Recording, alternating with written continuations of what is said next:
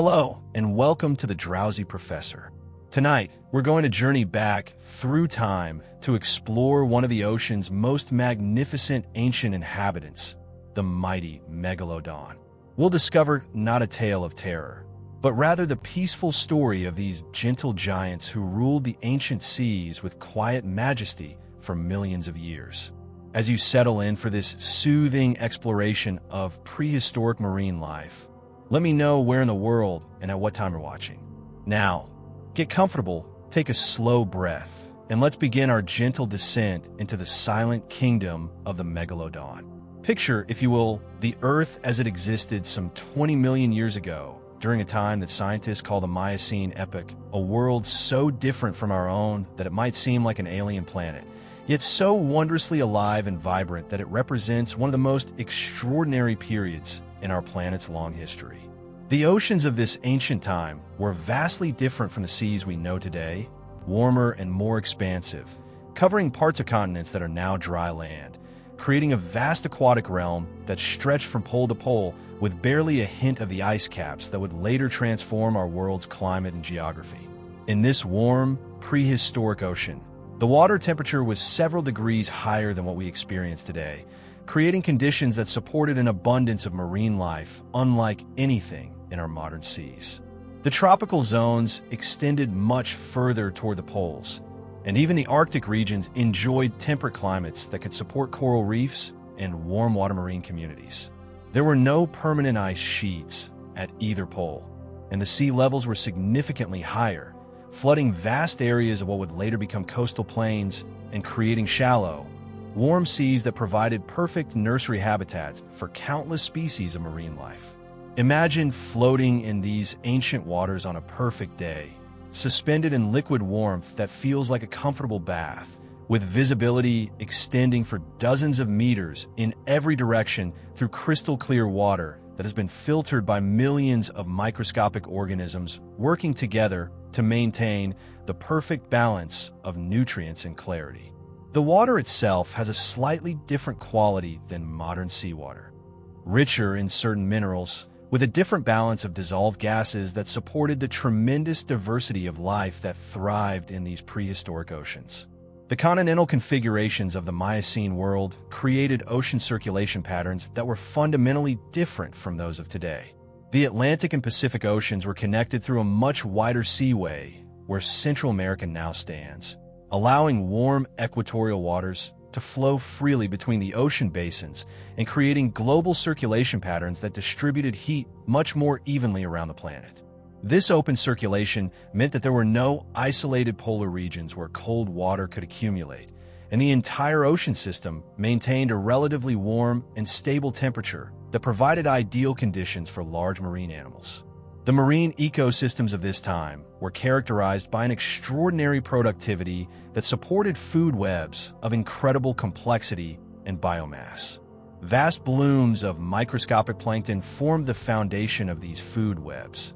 supporting enormous populations of small fish, which in turn supported larger predators in numbers that would seem impossible in today's oceans. The warm, nutrient-rich waters encouraged rapid growth and reproduction in virtually all marine organisms, creating an ocean environment that was essentially a vast, planet-wide nursery for marine life. Picture the surface of these ancient seas during the peak of plankton blooms, when the water would take on rich hues of green and blue-green as countless billions of microscopic organisms photosynthesized in the abundant sunlight that penetrated deeply into the warm water. These plankton blooms were not the occasional events we see in modern oceans, but rather a nearly constant condition that maintained the high productivity levels necessary to support the enormous biomass of marine life that characterized the Miocene seas. The coastlines of this ancient world were very different from those we know today,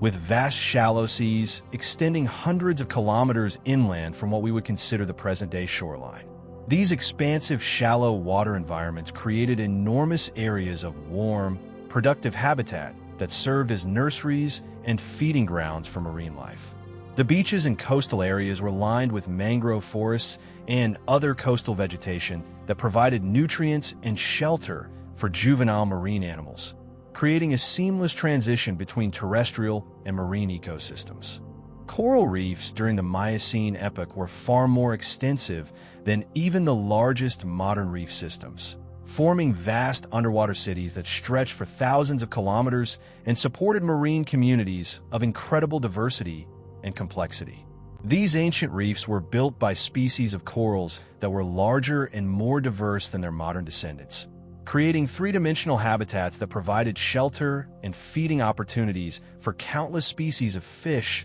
invertebrates, and other marine organisms. The chemistry of the Miocene oceans was subtly different from that of modern seawater, with higher concentrations of certain nutrients and trace elements that supported the growth of organisms to sizes that seem almost impossible by today's standards. The water contained higher levels of dissolved organic compounds that provided additional nutrition for filter-feeding organisms, and the overall chemical balance created conditions that favored rapid growth and large body sizes in many marine species. Imagine diving beneath the surface of these ancient seas and descending through layers of water that each contained their own distinct communities of marine life. The surface waters teemed with small fish in numbers that would darken the water for kilometers in every direction, while deeper layers contained their own specialized communities adapted to different light levels and water conditions. The diversity of marine life at every depth was astounding,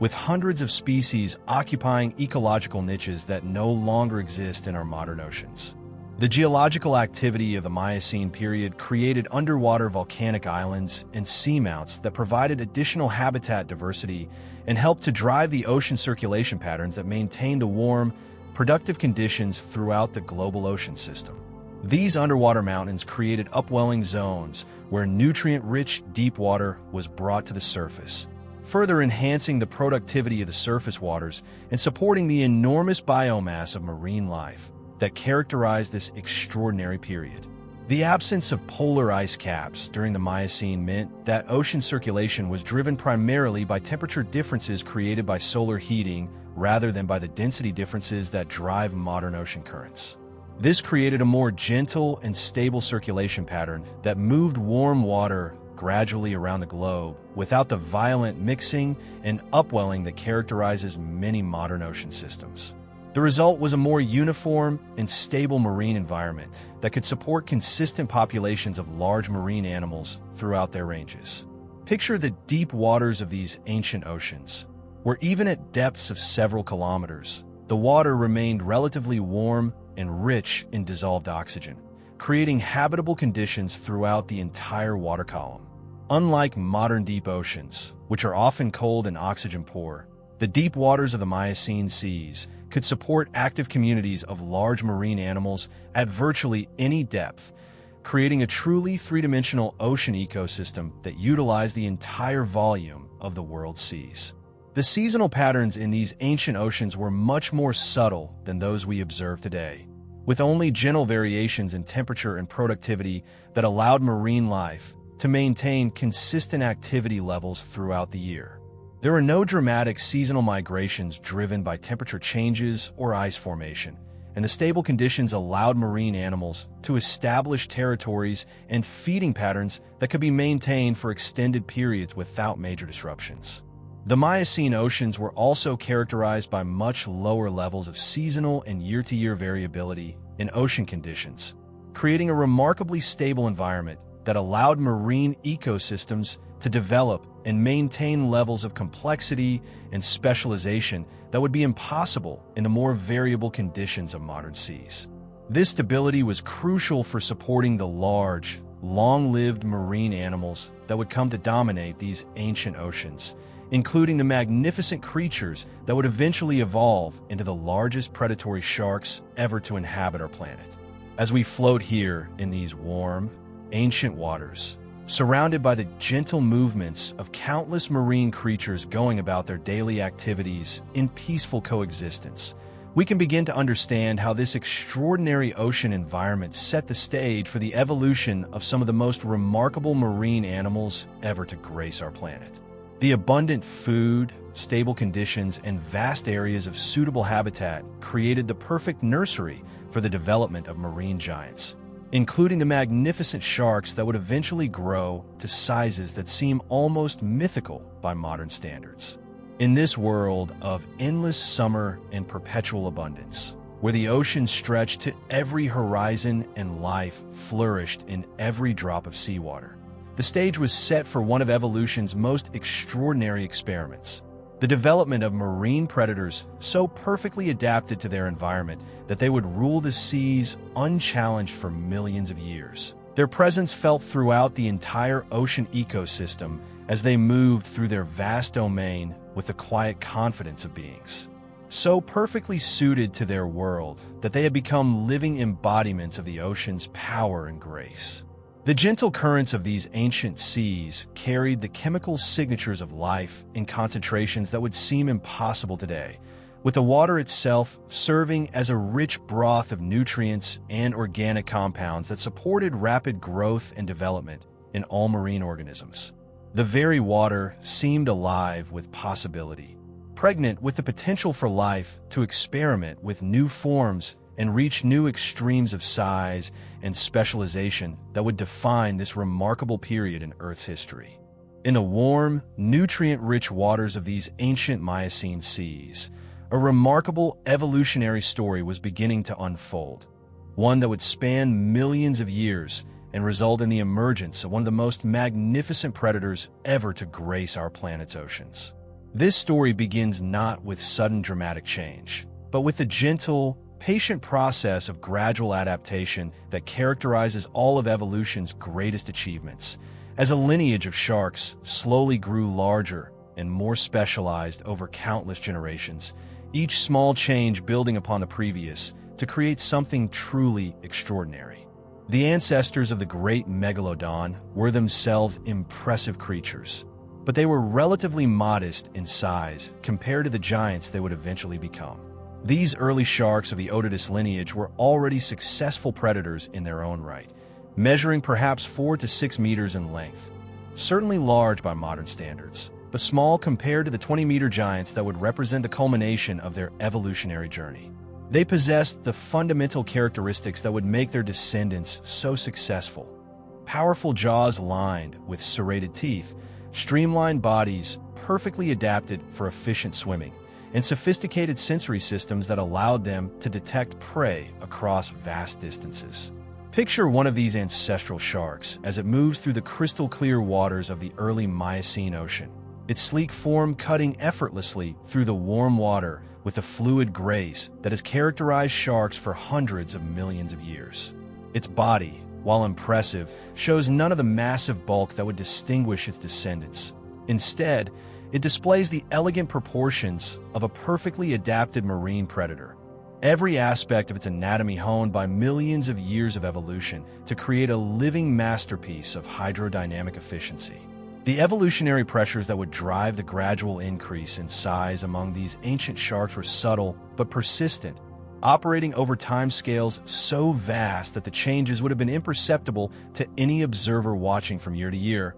or even from century to century. The abundant food resources of the Miocene oceans meant that there was no shortage of prey to support larger predators, while the warm, stable conditions provided an environment where the increased metabolic demands of larger body size could be easily met through more efficient feeding strategies. As generations passed, those individual sharks that happened to be slightly larger than their peers enjoyed subtle advantages in competition for food and mates. Larger sharks could take larger prey,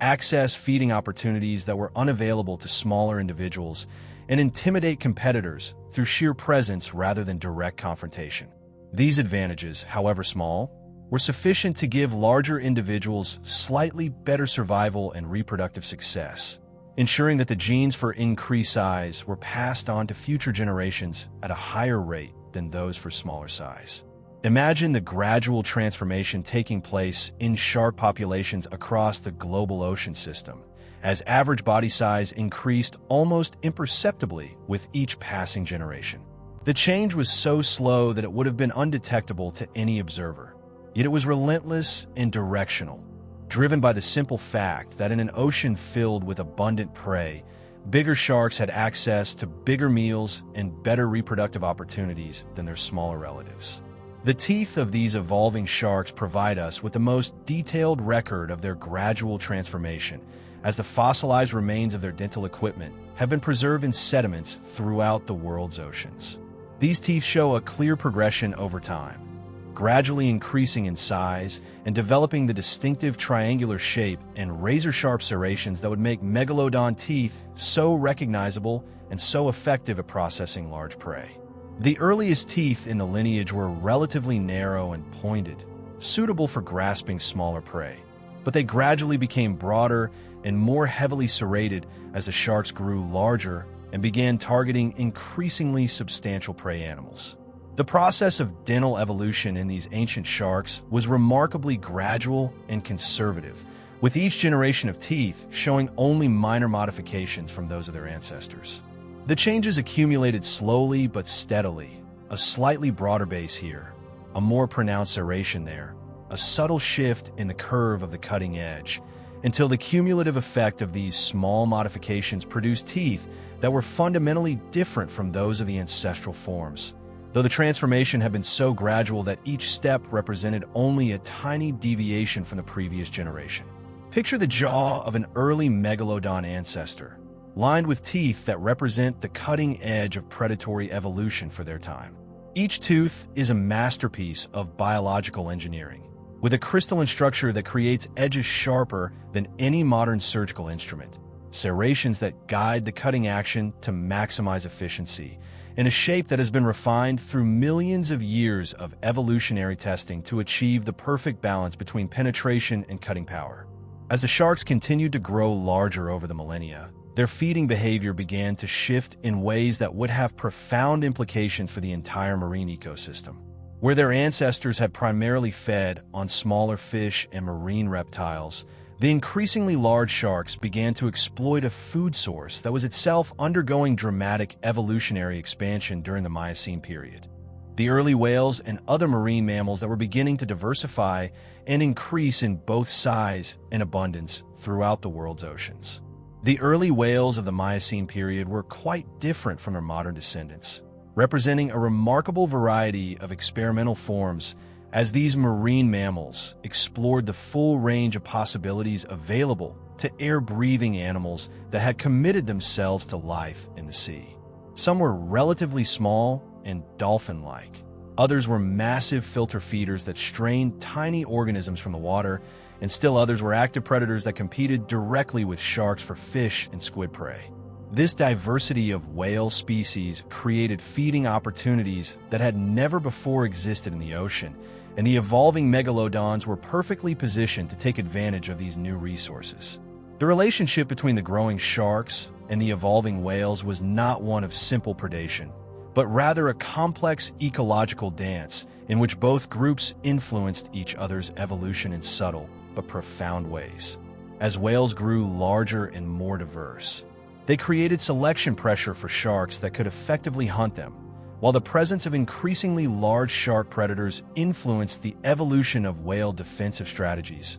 migration patterns, and social behaviors. This coevolutionary process helped drive both groups toward larger sizes and greater specialization, creating an arms race of sorts that pushed both predators and prey toward the extremes of what was possible for marine vertebrates. Imagine the vast expanses of the Miocene Ocean as the stage for this evolutionary drama. With populations of sharks and whales scattered across thousands of kilometers of open water, each population experiencing slightly different environmental conditions and selection pressures that contributed to the overall evolutionary trajectory of both groups. The process was not uniform or synchronized across all populations, but rather represented a complex patchwork of local adaptations and regional variations that combined to drive the overall evolutionary trends toward larger size and greater specialization. The gradual increase in shark size during this period was accompanied by corresponding changes in their physiology and behavior that allowed them to maintain their efficiency and effectiveness as predators despite the metabolic challenges associated with larger body size. Their circulatory systems became more efficient at delivering oxygen to their massive muscles, their digestive systems adapted to process larger meals less frequently, and their nervous systems developed enhanced capabilities for processing the sensory information needed to locate and track large prey across vast areas of open ocean. The social behavior of these evolving sharks also began to change as they grew larger and became more specialized in their feeding habits. While smaller sharks often formed loose aggregations around productive feeding areas, the larger megalodons became increasingly solitary, with individual animals maintaining vast territories that could encompass hundreds or even thousands of square kilometers of ocean. This shift towards solitary behavior was partly driven by the simple fact that the ocean could not support large numbers of such massive predators in close proximity, but it also reflected the changing hunting strategies that favored stealth and surprise over the cooperative feeding behaviors that characterize smaller shark species. Picture a mature megalodon from the middle of this evolutionary period, perhaps 12 meters in length and weighing several tons, as it patrols its vast territory in the warm waters of an ancient tropical sea. Its movements are deliberate and efficient, covering enormous distances with minimal energy expenditure as it searches for the large prey that can satisfy its substantial metabolic requirements. Its presence in the water is almost ghostly, barely disturbing the surrounding environment as it glides through its domain with the confidence of an apex predator that has no natural enemies and fears nothing in its watery realm. The sensory systems of these evolving sharks underwent their own remarkable adaptations as the animals grew larger and began hunting increasingly sophisticated prey. Their lateral line systems, which detect water movement and pressure changes, became more sensitive and extensive, allowing them to detect the movements of large whales from distances of several kilometers. Their electroreceptive organs evolved to detect the bioelectric fields generated by the nervous systems and muscle contractions of large prey animals, while their olfactory systems became capable of tracking chemical trails across vast distances of open ocean. The hunting strategies employed by these ancient sharks were characterized by patience and precision rather than the explosive bursts of activity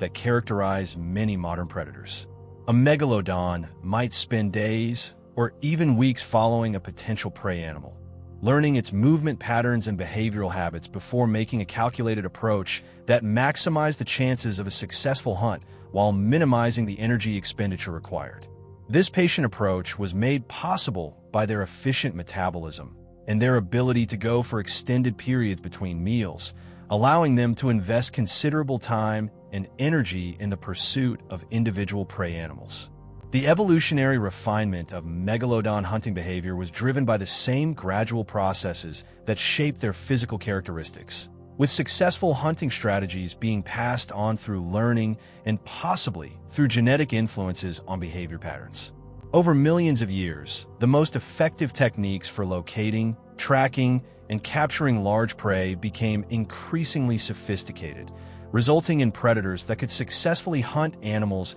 as large as themselves with remarkable efficiency and minimal risk of injury. As these magnificent sharks approached their evolutionary peak during the later Miocene period, they represented the culmination of one of evolution's most successful experiments in marine predation. Their combination of massive size, sophisticated sensory systems, and refined hunting strategies made them perfectly adapted to exploit the abundant resources of their warm, productive ocean environment. They had become living embodiments of predatory perfection, so well suited to their ecological niche that they faced no serious competition from any other marine predator. The megalodon lineage during this period achieved a level of ecological dominance that is difficult to comprehend from our modern perspective, where large marine predators are relatively rare and face constant challenges from human activities and environmental changes. These ancient sharks were the undisputed rulers of their domain,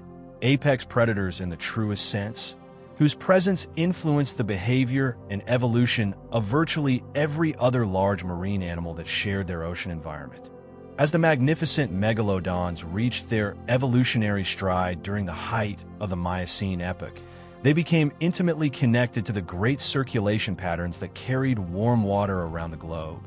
establishing themselves as true masters of the thermal highways that connected the world's oceans. These ancient sharks were not merely inhabitants of warm waters. They were active participants in the ocean circulation system, following the meandering paths of warm currents as they pursued prey, established territories, and maintained the vast ranges that their enormous size and specialized hunting strategies required. The warm currents of the Miocene world were far more extensive and stable than those of our modern oceans, creating reliable pathways that megalodons could follow across entire ocean basins without ever encountering the cold water barriers that would later restrict the movement of warm water marine life. These currents were like underwater rivers of warmth, carrying tropical temperatures far from their equatorial origins and creating corridors of suitable habitat that allowed megalodons to maintain truly global distributions despite their preference for warm water conditions.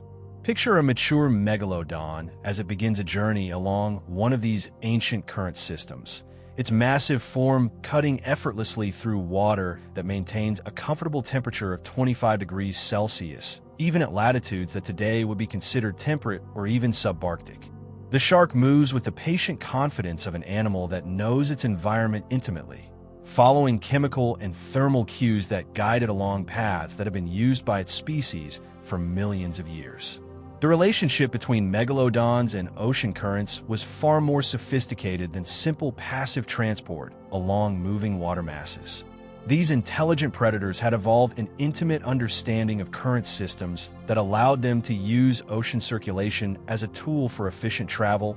energy conservation, and strategic positioning relative to prey populations. They could detect subtle changes in water temperature, salinity, and chemical composition that indicated the boundaries between different water masses, and they used this information to navigate across vast distances with remarkable precision. Imagine the sensory experience of a megalodon as it moves through the complex three-dimensional landscape of ocean currents, detecting layers of water with different characteristics stacked upon each other like invisible atmospheric fronts. The shark can sense where warm surface currents override cooler deep water, where different current systems converge and create upwelling zones rich in nutrients and prey, and where the meandering paths of major currents create eddies and backflows that concentrate marine life in predictable patterns. The global current system of the Miocene period created what was essentially a planetary highway network for megalodons, with major routes connecting the productive feeding areas of different ocean basins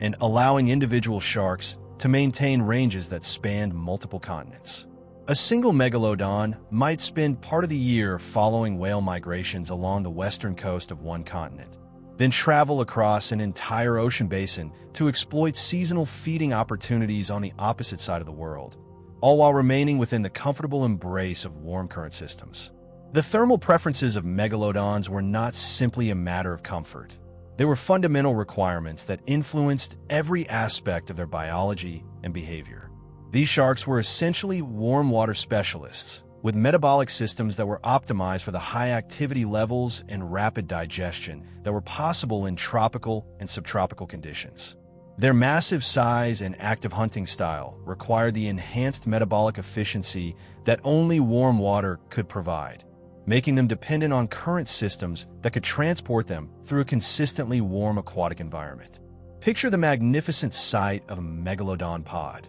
though these were likely rare occurrences given their generally solitary nature, as several individuals converge along a particularly productive section of warm current where whale migrations coincide with seasonal upwelling events. The sharks maintain respectful distances from each other, each aware of the other's presence through their sophisticated sensory systems, but united in their exploitation of the abundant feeding opportunities created by the intersection of current systems and prey movements. The seasonal patterns of megalodon movement were closely synchronized with the annual cycles of ocean circulation and prey availability, creating migration patterns that were far more complex and extensive than those of any modern marine predator. As current systems shifted with the seasons, carrying different temperatures and nutrient loads to different parts of the ocean, megalodons would adjust their positions to remain within optimal thermal conditions while following the movements of their preferred prey species.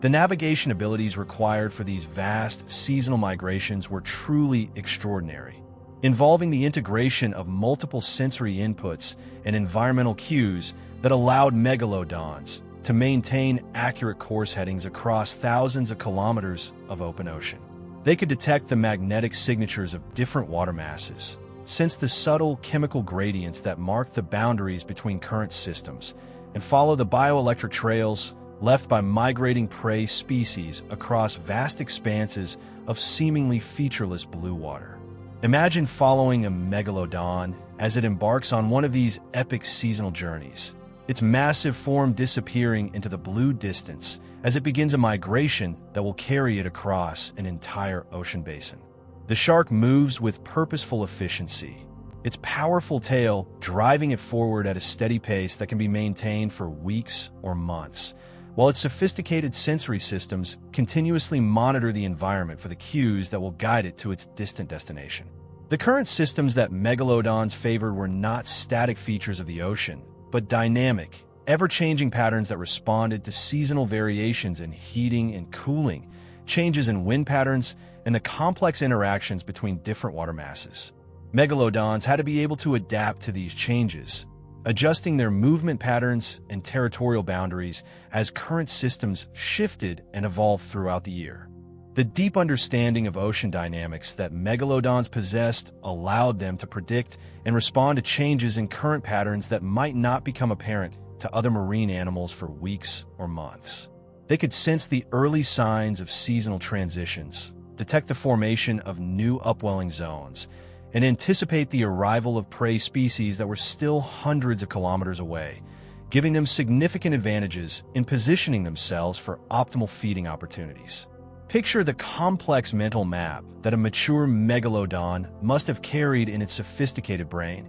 a three-dimensional understanding of ocean circulation patterns that spanned multiple ocean basins and incorporated temporal elements that allowed the shark to predict how these patterns would change over time. This mental map would have included not only the major current systems and their seasonal variations, but also the locations of reliable feeding areas, the timing of prey migrations, and the optimal routes for traveling between different parts of their vast range. The social aspects of megalodon behavior were also influenced by their relationship with current systems, as these massive predators would occasionally encounter each other at strategic locations where major currents converged or where seasonal conditions created exceptional feeding opportunities. These encounters were generally peaceful, with individual sharks maintaining appropriate distances while sharing the abundant resources that drew them to these convergence zones. The influence of megalodons on ocean current systems was not entirely passive.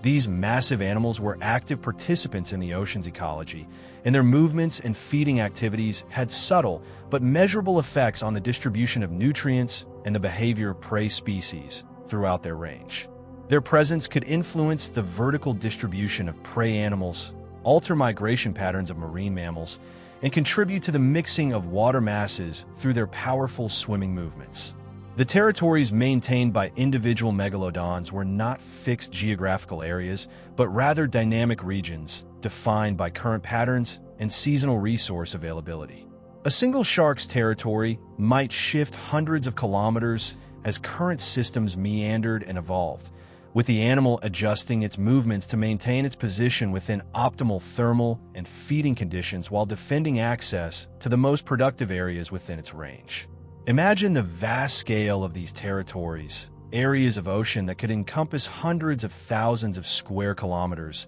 with boundaries that shifted and flowed like the current systems that defined them. Within these enormous ranges, megalodons maintained detailed knowledge of local features, seasonal patterns, and the movements of prey species, creating a comprehensive understanding of their environment that allowed them to exploit resources with remarkable efficiency. The evolutionary adaptations that allowed megalodons to become masters of warm current systems represented millions of years of refinement and specialization, resulting in predators that were perfectly tuned to exploit the opportunities provided by the ocean's circulation patterns. Their success in this ecological niche was so complete that they essentially became living components of the current systems themselves, integral parts of the ocean circulation that help to maintain the biological and chemical balance of marine ecosystems throughout their vast range. As we follow these magnificent creatures through their warm, current-swept domain,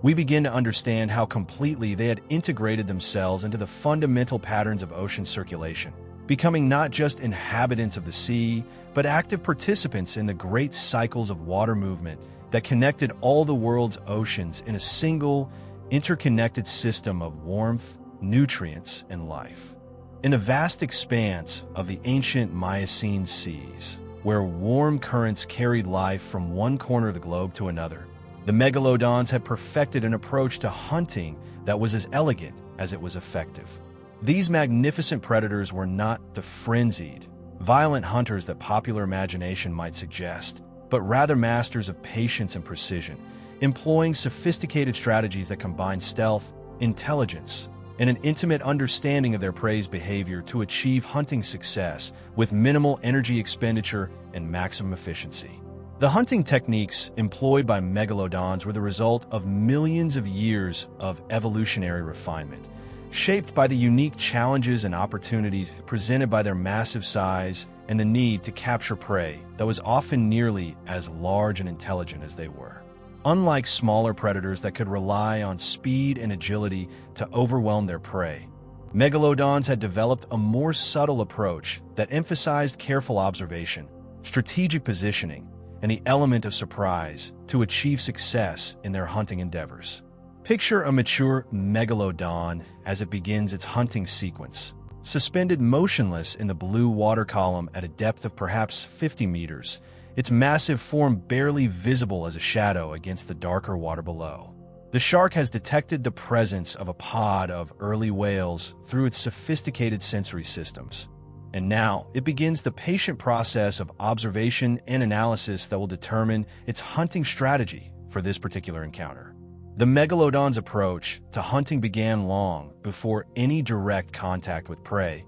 as these intelligent predators spent considerable time studying the behavior patterns of potential targets before committing to a hunting attempt. They could observe whale pods from distances of several kilometers, using their acute senses to monitor the animal's movements, feeding patterns, and social interactions while remaining completely undetected themselves. This preliminary observation phase was crucial to hunting success, as it allowed megalodons to identify the most vulnerable individuals within a whale pod, determine the optimal timing for an approach, and select the hunting strategy that would be most likely to succeed with the least risk of injury or excessive energy expenditure. The sharks could distinguish between healthy adult whales and those that might be weakened by age, injury, or illness, and they showed a clear preference for targeting individuals that could be taken with minimal confrontation. Imagine the mental calculations taking place within the megalodon's sophisticated brain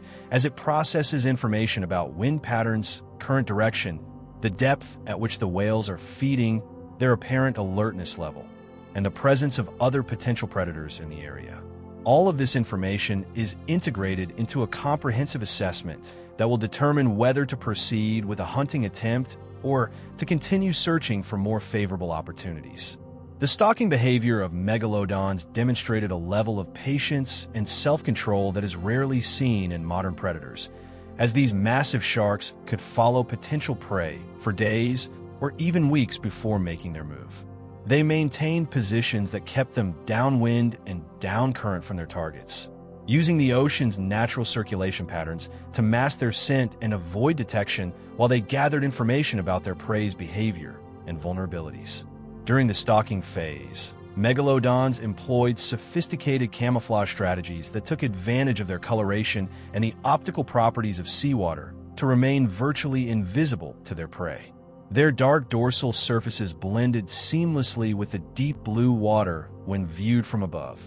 while their lighter ventral coloration matched the brightness of sunlight filtering down from the surface when viewed from below. This countershading was so effective that megalodons could approach within striking distance of their prey without being detected, even by the keen-eyed marine mammals that had evolved their own sophisticated predator detection systems. Picture the moment when a megalodon begins its final approach. moving with fluid grace through the water column as it closes the distance to its selected target. The shark's movements are deliberate and controlled, each motion calculated to minimize water disturbance and avoid creating the pressure waves that might alert nearby whales to its presence. Its powerful tail beats slowly and smoothly, propelling the massive predator forward with surprising stealth for an animal of its enormous size. The attack itself, when it finally came, was typically brief and decisive, reflecting the megalodon's preference for quick,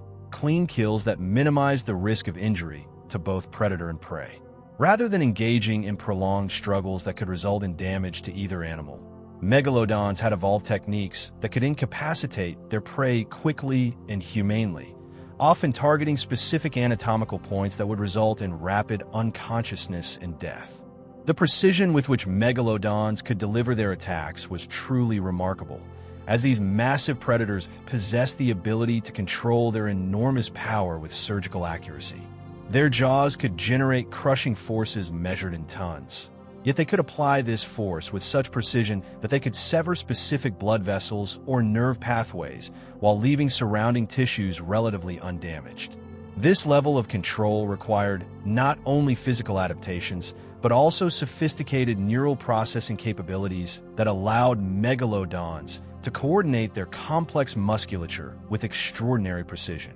Imagine the final moments of a successful hunt, as the megalodon's massive jaws close around its prey with controlled power that quickly ends the encounter. The whale's struggles cease almost immediately, and within moments the ancient sea returns to its previous state of calm, with only the megalodon and its meal remaining as evidence of the brief but decisive interaction that has just taken place. The feeding behavior of megalodons after a successful hunt demonstrated the same efficiency and precision that characterized their hunting techniques. These sophisticated predators had evolved specialized feeding strategies that allowed them to process large prey animals with minimal waste, consuming virtually every usable portion of their catch, while avoiding the feeding frenzies that might attract competitors or scavengers to their location.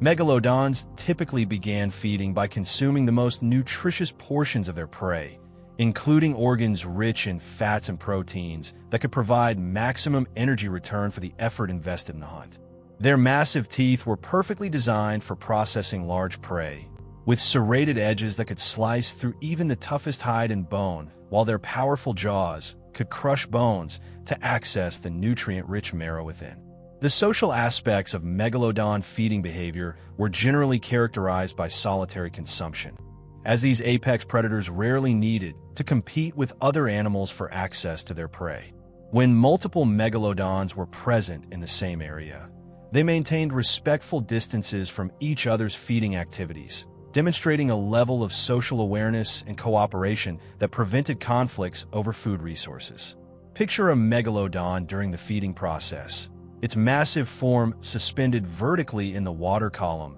as it methodically processes its catch. The shark's movements are deliberate and efficient, rotating slowly to access different portions of its prey while maintaining awareness of its surroundings and the potential approach of other marine animals that might be attracted by the feeding activity. The digestive capabilities of megalodons were as impressive as their hunting skills, with specialized stomach chemistry that could rapidly process large quantities of prey biomass and extract maximum nutritional value from each meal. This efficient digestion allowed megalodons to go for extended periods between meals, sometimes weeks or even months, while maintaining their high activity levels and metabolic requirements. The hunting territories maintained by individual megalodons were vast areas of ocean that could encompass multiple whale migration routes and seasonal feeding areas, allowing these apex predators to follow their prey across enormous distances while maintaining access to reliable food sources throughout the year. These territories were not aggressively defended boundaries, but rather preferred hunting areas that megalodons returned to repeatedly when prey concentrations and environmental conditions were favorable. The impact of megalodon hunting activities on marine ecosystems was generally stabilizing rather than disruptive, as these apex predators helped maintain balanced populations of marine mammals while removing individuals that were weakened by age, injury, or disease. This selective pressure actually benefited whale populations by improving overall health and genetic fitness, while preventing overpopulation that might have led to resource depletion and ecosystem collapse. Imagine the ancient ocean ecosystem as a complex web of predator-prey relationships, in which megalodons served as the ultimate regulatory mechanism, their presence influencing the behavior and distribution of marine mammals throughout the entire ocean system. The knowledge that these apex predators were present encouraged constant vigilance and cooperative behavior among whale populations, while the selective removal of less fit individuals strengthened the overall genetic health of marine mammal communities. The hunting success of megalodons was enhanced by their ability to adapt their strategies to different prey species and environmental conditions,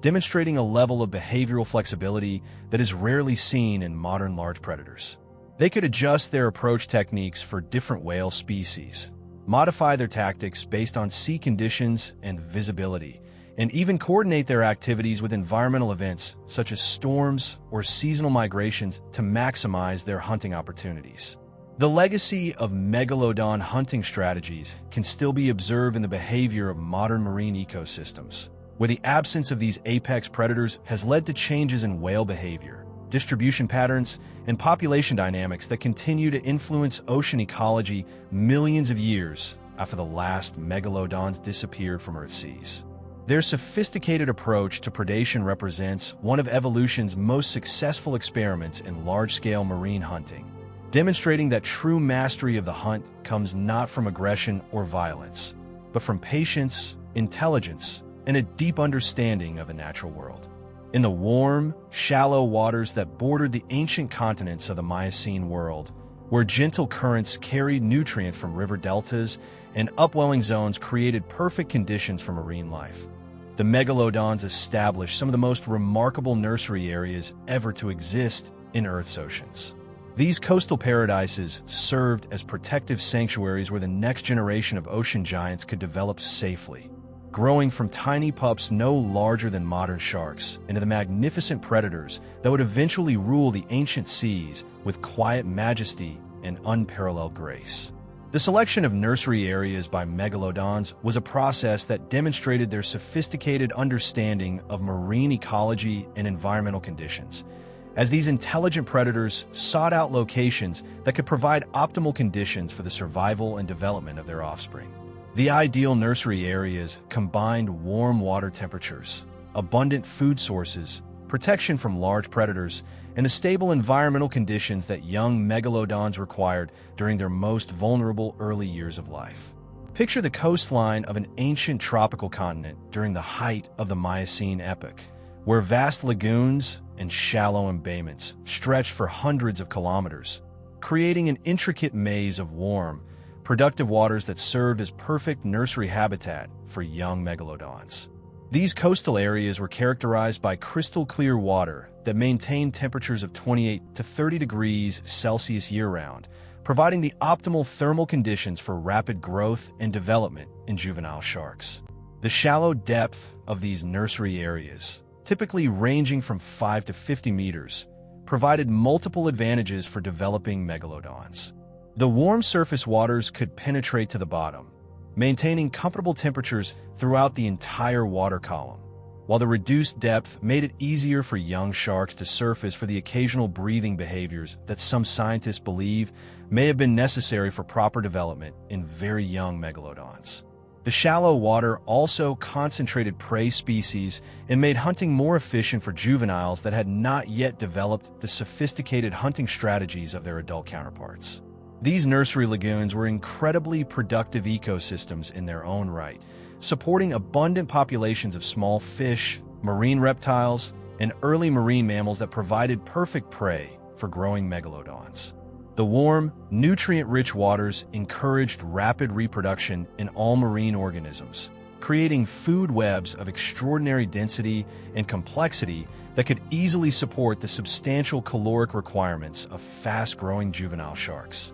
Imagine a typical nursery lagoon during the peak of the breeding season, its azure waters teeming with life as countless species of marine animals take advantage of the optimal conditions for reproduction and early development. Schools of small fish darken the water in massive aggregations, while marine reptiles bask in the warm shallows, and early marine mammals nurse their young in the protected coves and inlets that provide shelter from the stronger currents of the open ocean. The process by which adult megalodons selected and prepared nursery areas for their offspring involved sophisticated environmental assessment and possibly even modification of habitat conditions to optimize them for juvenile development. Female megalodons would survey multiple potential nursery sites during their reproductive migrations, evaluating factors such as water temperature, prey availability, protection from predators, and the stability of environmental conditions before selecting the locations where they would give birth to their pups. The birthing process itself took place in the deepest, most protected areas of the nursery lagoons, where female megalodons could give birth in safety and privacy while remaining close enough to the shallower areas where their pups would spend their early months. The newborn megalodons, measuring perhaps 2 to 3 meters in length at birth, were already formidable predators by the standards of most marine animals, but they were still vulnerable to larger predators and required the protection and abundant food resources that the nursery areas provided. Picture the moment when a female megalodon gives birth in the calm waters of a protected lagoon, her massive form moving slowly and deliberately as she brings her offspring into the world. The birthing process is peaceful and unhurried, taking place in the warm embrace of tropical waters that will serve as home and classroom for the young sharks during their crucial early years of development. The early behavior of juvenile megalodons in these nursery areas was characterized by rapid learning and adaptation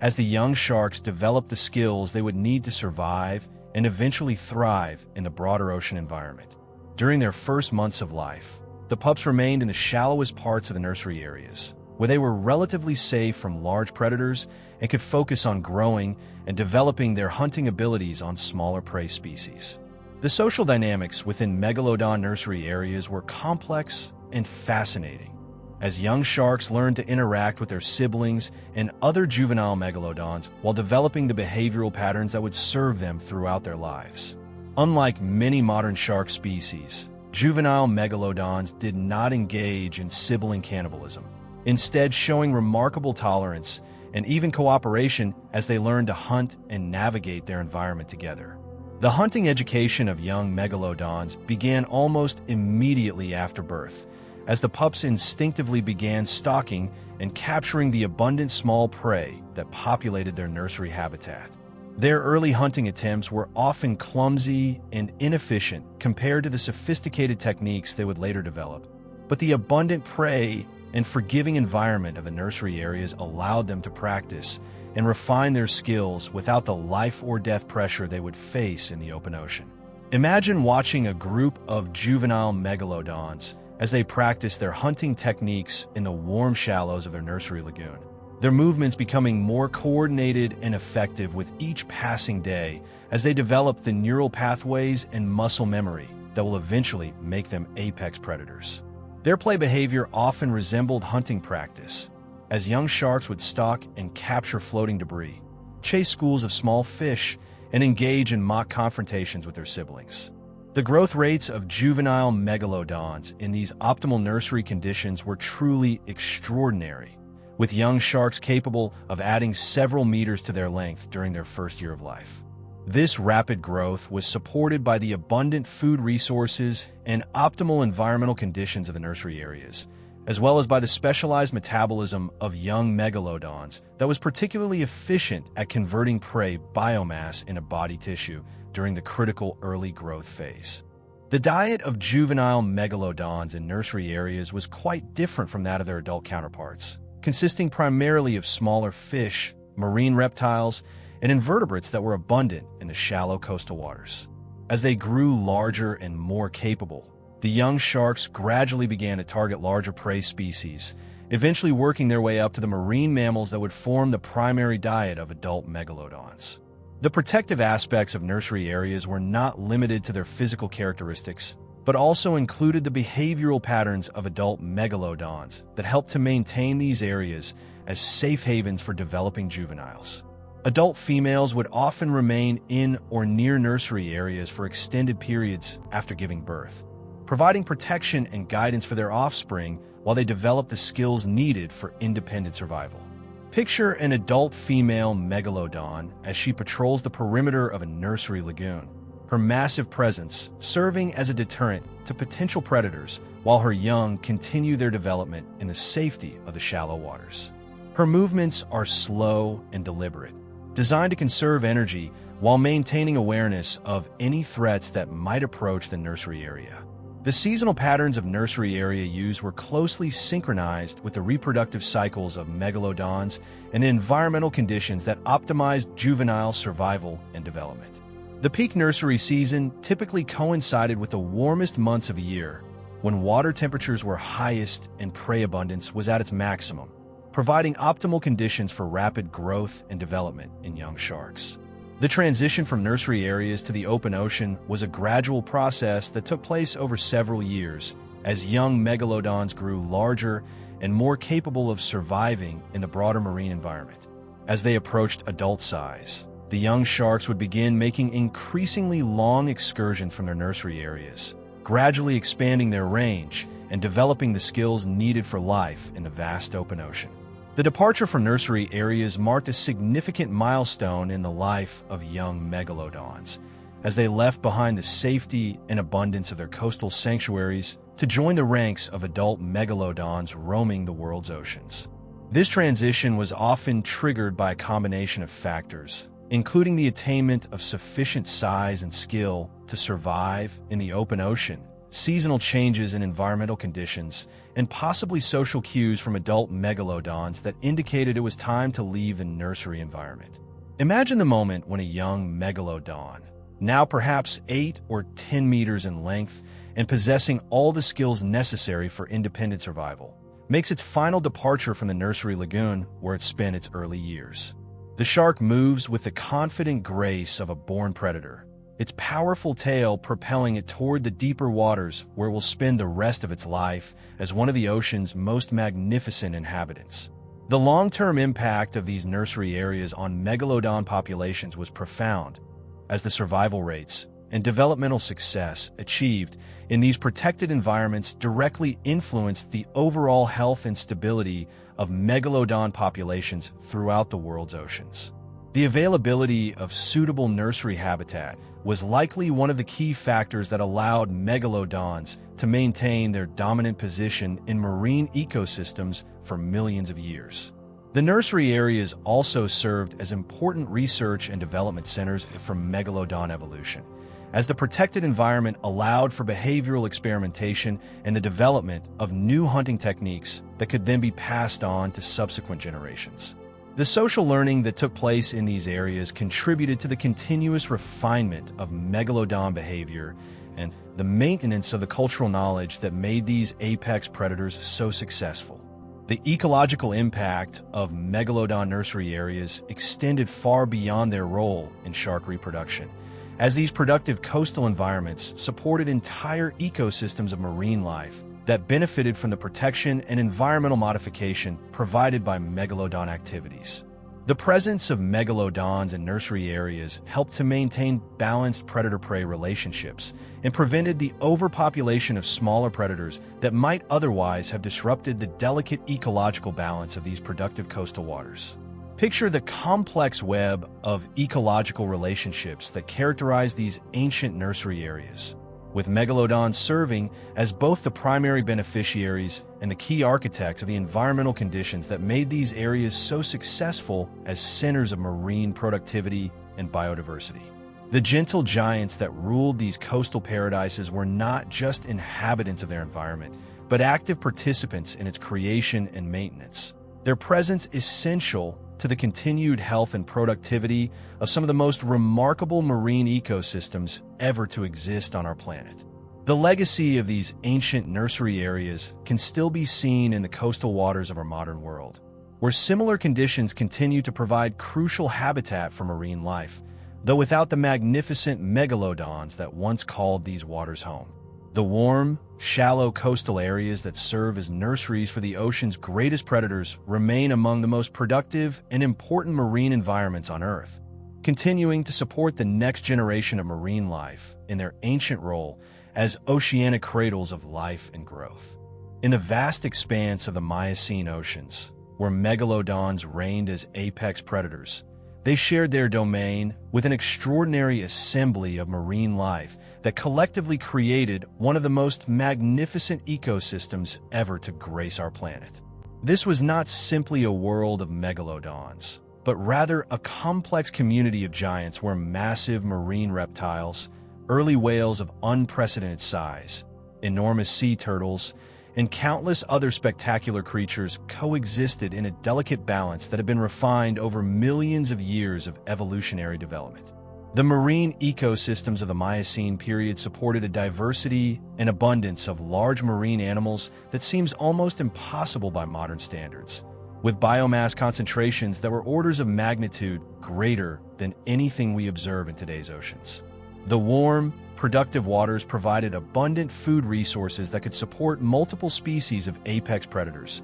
creating a complex web of predator-prey relationships that maintained ecological balance, while allowing for the evolution of truly spectacular marine life forms. Picture the ancient ocean as a vast aquatic cathedral filled with moving monuments to evolution's creativity, where megalodons measuring 20 meters in length shared the water with early whales that were equally impressive in size, their massive forms creating a sense of scale and majesty that transformed the entire ocean environment into something approaching the mythical. These were not isolated giants, but members of thriving communities where size and sophistication had reached peaks that would never again be achieved in marine environments. The early whales of the Miocene period represented one of evolution's most remarkable success stories, as these marine mammals had diversified into an extraordinary array of forms that exploited virtually every available ecological niche in the ancient oceans.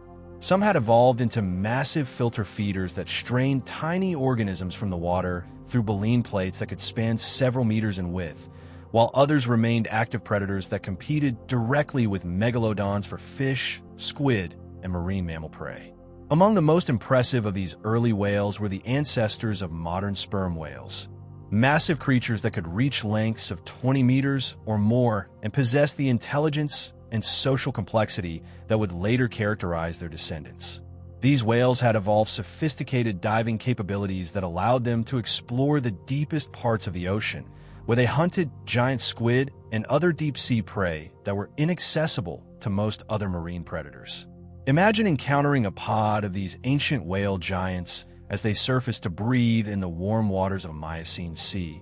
their massive forms breaking the surface with explosive exhalations that send geysers of spray high into the air. Each whale is a living mountain of flesh and intelligence, its body scarred by encounters with giant squid and marked by the long life of a creature that has few natural predators in its aquatic domain. The relationship between megalodons and these early whales was complex and multifaceted, involving not only predator-prey interactions, but also a form of mutual respect and coexistence that allowed both groups to thrive in the same environment without driving each other to extinction. While megalodons certainly preyed upon whales, they were selective in their hunting, typically targeting juveniles, elderly individuals, or those weakened by injury or illness, rather than engaging in indiscriminate predation that might have destabilized whale populations. The giant marine reptiles of the Miocene period represented another remarkable component of these ancient ecosystems,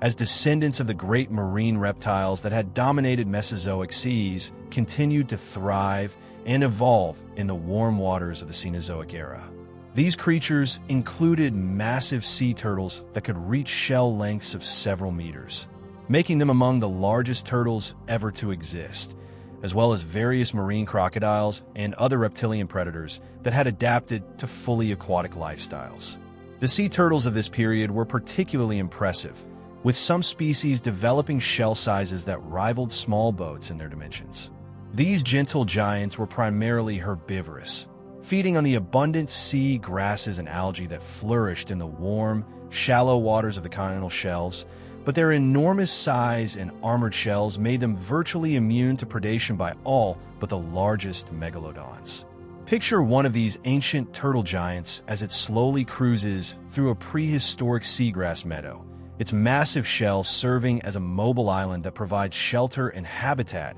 for countless smaller marine organisms. The turtle's movements are deliberate and unhurried, reflecting the peaceful nature of an animal that has few natural predators and abundant food resources in its aquatic paradise. The interactions between these giant sea turtles and megalodons were generally peaceful, as the turtles' massive size and defensive armor made them difficult prey even for the largest sharks. When megalodons did occasionally hunt these reptilian giants, the encounters were typically brief and decisive, with the sharks using their powerful jaws to access the vulnerable areas where the turtle's head and flippers extended from the shell. The marine crocodiles of the Miocene period represented a more direct form of competition for megalodons, as these reptilian predators had evolved to fill similar ecological niches as active hunters of fish, marine mammals, and other large prey. Some of these marine crocodiles reached lengths of 15 meters or more,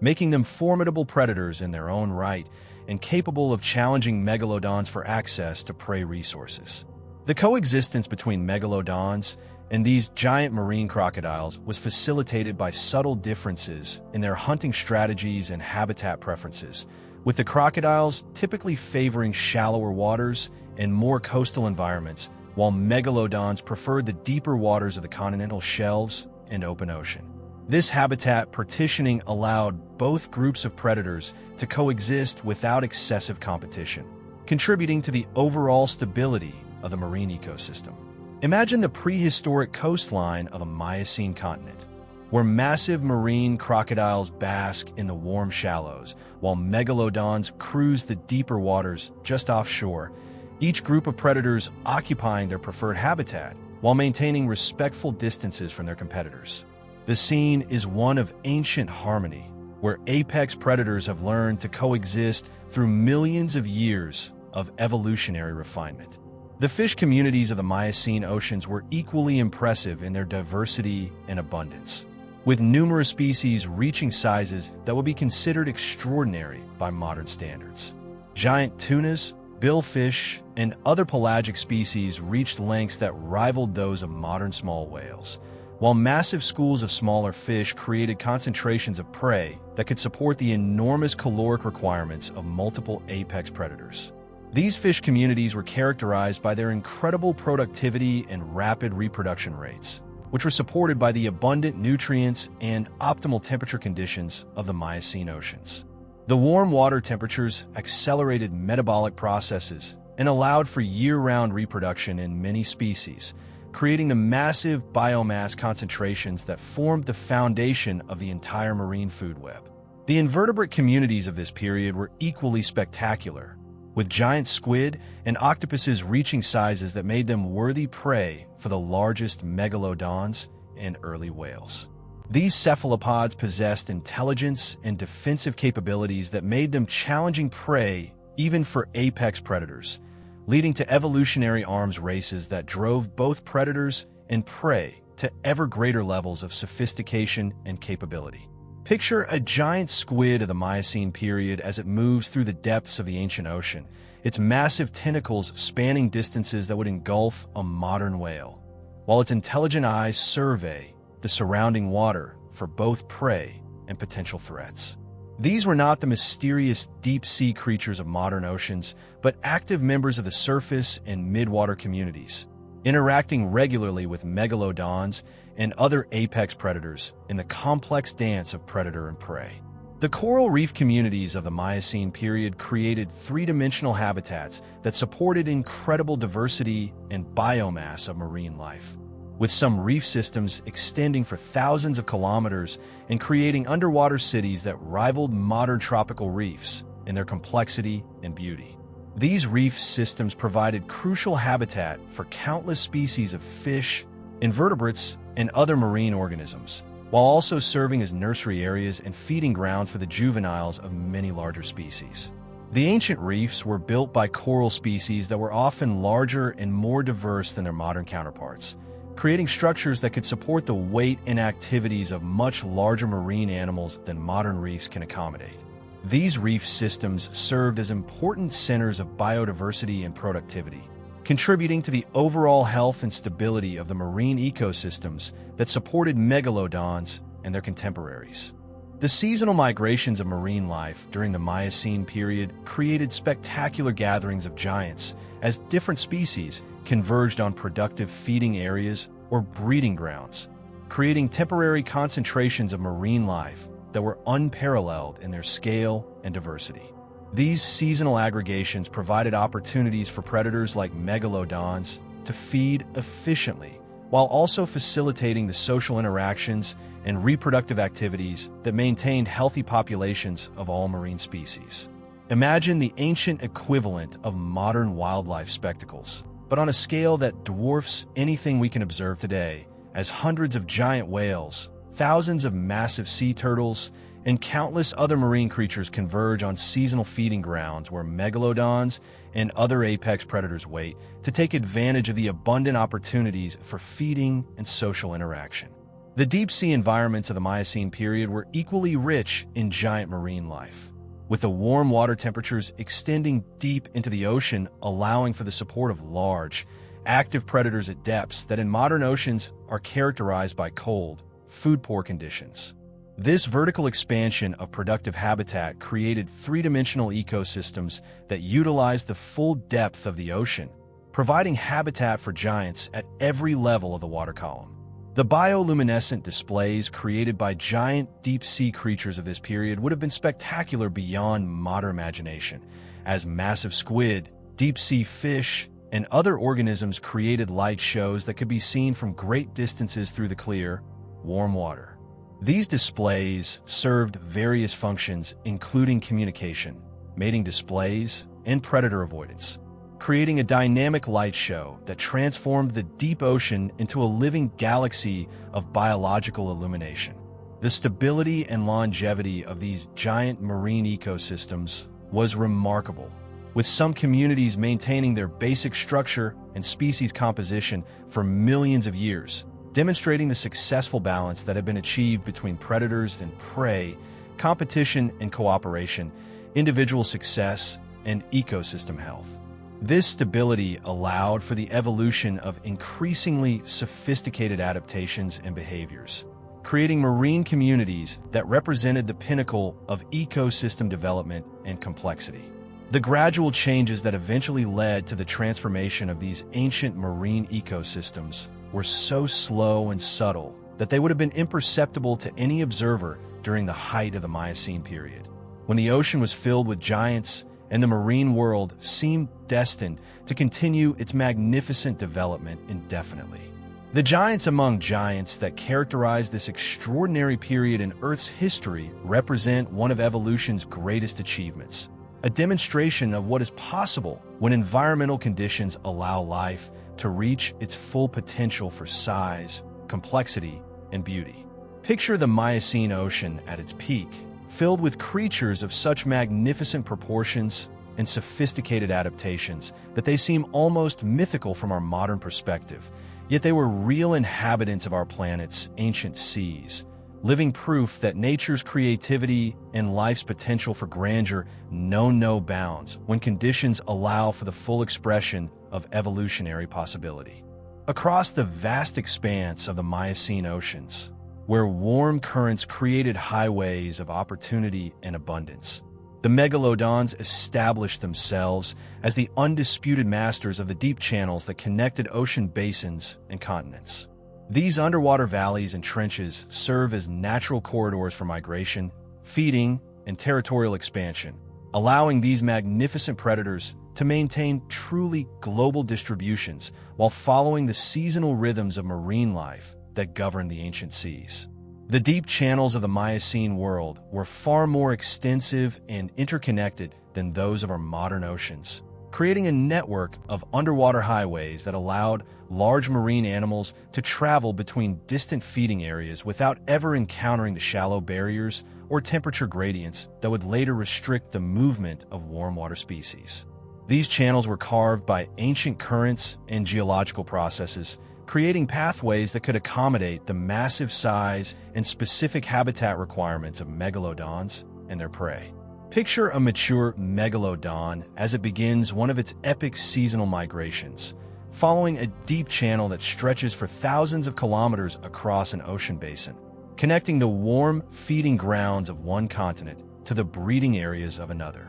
The channel itself is a marvel of underwater geography, with walls that rise hundreds of meters on either side and a floor that descends to depths of several kilometers, creating a protected corridor through which the ancient currents flow with consistent temperature and chemical composition. The navigation of these deep channels required sophisticated understanding of three-dimensional ocean topography and the ability to maintain precise course headings across vast distances of seemingly featureless underwater terrain. Megalodons possessed remarkable spatial memory capabilities that allowed them to memorize the complex geography of channel systems and navigate through them with extraordinary precision, even in conditions of limited visibility or strong currents that might disorient less capable navigators. The sensory adaptations that enabled megalodons to navigate through deep channels included enhanced sensitivity to magnetic fields,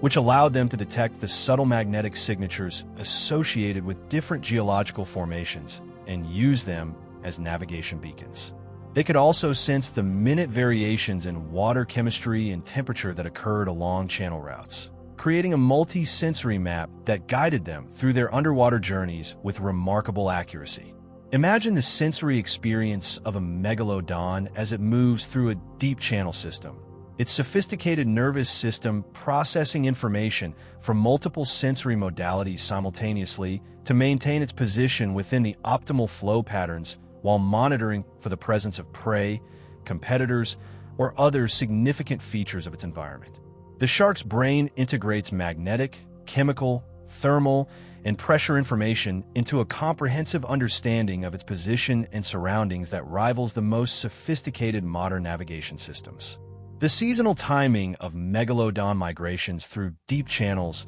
was precisely synchronized with the movements of their prey species, creating predictable patterns of predator and prey movement that have been refined over millions of years of coevolution. The megalodons could anticipate the timing of whale migrations, the seasonal movements of giant squid, and the breeding cycles of marine mammals with such accuracy that they could position themselves along migration routes weeks or months in advance of their prey's arrival. The deep channels served not only as migration routes, but also as territories that individual megalodons defended and maintained throughout their adult lives. These territories were enormous by any standard, often encompassing entire channel systems that stretched across multiple ocean basins, but they were defended through sophisticated behavioral displays and chemical marking rather than through direct aggressive confrontation between individual sharks. Picture the underwater territory of a dominant megalodon, encompassing a channel system that spans an entire ocean basin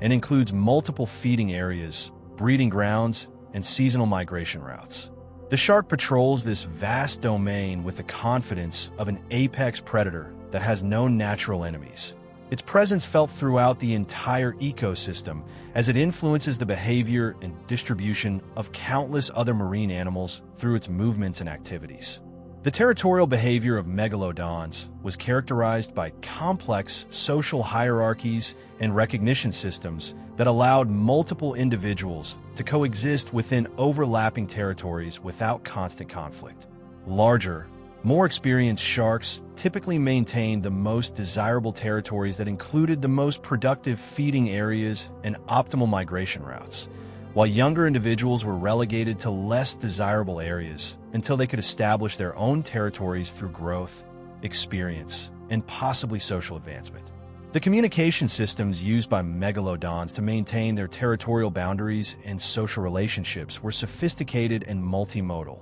involving chemical signals, low-frequency acoustic communications, and complex behavioral displays that could convey information about individual identity, social status, reproductive condition, and territorial claims. These communication systems allowed megalodons to coordinate their activities across vast distances and maintain stable social relationships despite their generally solitary lifestyle. Imagine two megalodons as they encounter each other at the intersection of their territories within a deep channel system, their massive forms approaching each other with cautious respect as they engage in a complex ritual of recognition and boundary negotiation. The encounter is peaceful but formal, with each shark assessing the other's size, condition, and social status through a series of subtle behavioral cues that communicate their respective positions within the local social hierarchy. The feeding strategies employed by megalodons within deep channel systems were highly sophisticated and took advantage of the concentrated prey populations that used these same routes for their own seasonal migrations.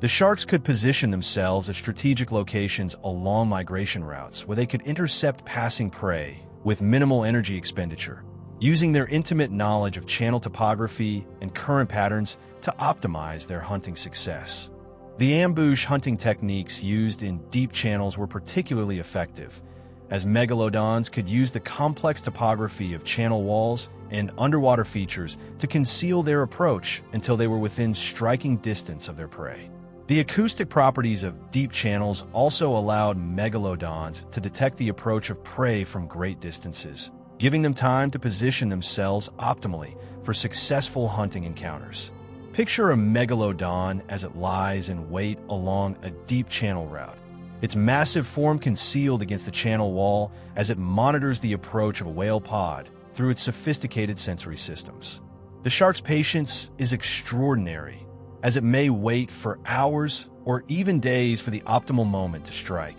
demonstrating the level of self-control and strategic thinking that characterize these apex predators. The social aggregations that occasionally formed in deep channels represented some of the most remarkable gatherings of apex predators ever to occur in marine environments, as multiple megalodons would sometimes converge on particularly productive feeding areas or during seasonal events that created exceptional opportunities for hunting and social interaction. These aggregations were temporary and peaceful, with individual sharks maintaining appropriate distances while sharing the abundant resources that drew them together. The environmental conditions within deep channels were often different from those of the surrounding open ocean, with unique temperature profiles, current patterns, and chemical compositions that created specialized habitats for various marine organisms. Megalodons had evolved specific adaptations for hunting and traveling within these environments, including enhanced pressure tolerance that allowed them to utilize the full depth range of channel systems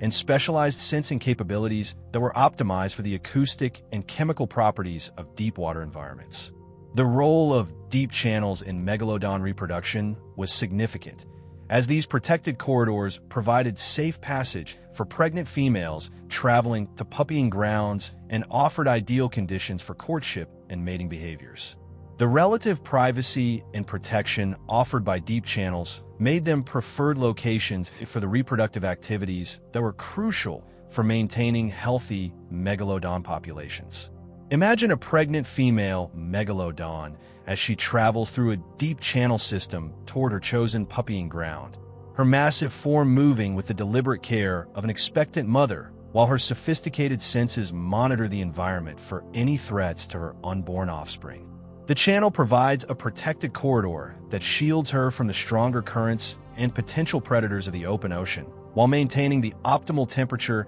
and chemical conditions necessary for successful reproduction. The geological evolution of deep channel systems over millions of years created changing patterns of connectivity between ocean basins that influenced megalodon distribution and evolution, as the opening and closing of different channel routes affected gene flow between populations and created opportunities for local adaptation and speciation. The megalodons adapted to these geological changes through their remarkable behavioral flexibility and their ability to discover and utilize new migration routes as they became available. The ecosystem services provided by megalodons within deep channel systems were crucial for maintaining the health and balance of marine communities throughout these underwater corridors. Their selective predation helped maintain healthy prey populations. Their movements contributed to nutrient cycling and energy transfer between different parts of the ocean system, and their territorial behaviors helped regulate the distribution and abundance of other large marine predators. The deep channels also served as refugia during periods of environmental change or disruption, providing stable habitat conditions that could support megalodon populations even when conditions in the broader ocean became challenging. The protected environment of deep channels offered buffering against temperature fluctuations, current disruptions, and other environmental stresses that might have affected megalodons in more exposed ocean environments. Picture the deep channel system as a vast underwater metropolis where megalodons served as both the primary residents and the governing force that maintained order and balance throughout the entire community. Their presence influenced every aspect of the channel ecosystem, from the behavior of the smallest fish to the migration patterns of the largest whales, creating a stable and productive environment that supported incredible diversity and abundance of marine life. The seasonal cycles that govern life within deep channel systems were more stable and predictable than those of surface waters, creating reliable patterns of resource availability and environmental conditions that allowed megalodons to develop highly efficient strategies for utilizing these underwater highways. The reduced variability in deep channel environments made them ideal habitat for large, long-lived predators that required consistent conditions for successful reproduction and long-term survival. The legacy of megalodon dominance in deep channel systems can still be observed in the behavior of modern marine animals that use these same underwater corridors for migration and feeding, though without the organizing influence of apex predators that once made these channels far more productive and stable than they are today. The ancient channels that once rang with the passage of giants now carry only echoes of their former inhabitants, silent reminders of the magnificent predators that once ruled these underwater kingdoms with quiet authority and timeless grace. The deep channels of the Miocene world represented one of the most sophisticated and well-developed marine highway systems ever to exist on our planet,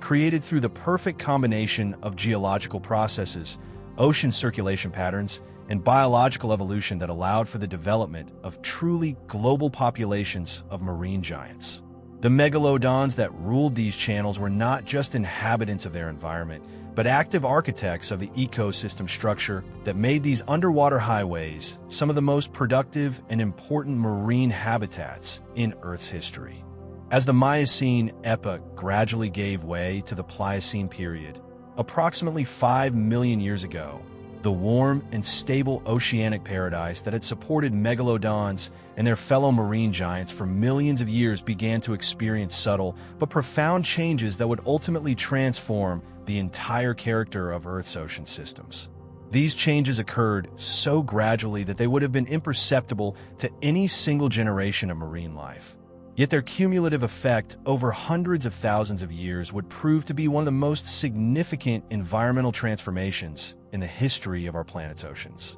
The first whispers of change began with almost imperceptible shifts in global climate patterns, as the Earth's orbital cycles and the gradual movement of continents started to alter the distribution of solar energy and the circulation patterns of both atmosphere and oceans. The warm greenhouse conditions that had characterized the Miocene world began to give way to cooler, more variable climate patterns that would eventually lead to the ice ages that have dominated Earth's recent geological history. Picture the ancient oceans during this period of transition, still warm and productive by modern standards, but beginning to show subtle signs of the changes that would ultimately reshape the entire marine environment. The water temperatures that had remained consistently tropical throughout much of the world's oceans began to show slight seasonal variations and regional differences that had been absent during the height of the Miocene warming period. The continental configurations that had maintained the open circulation patterns of the Miocene oceans were gradually changing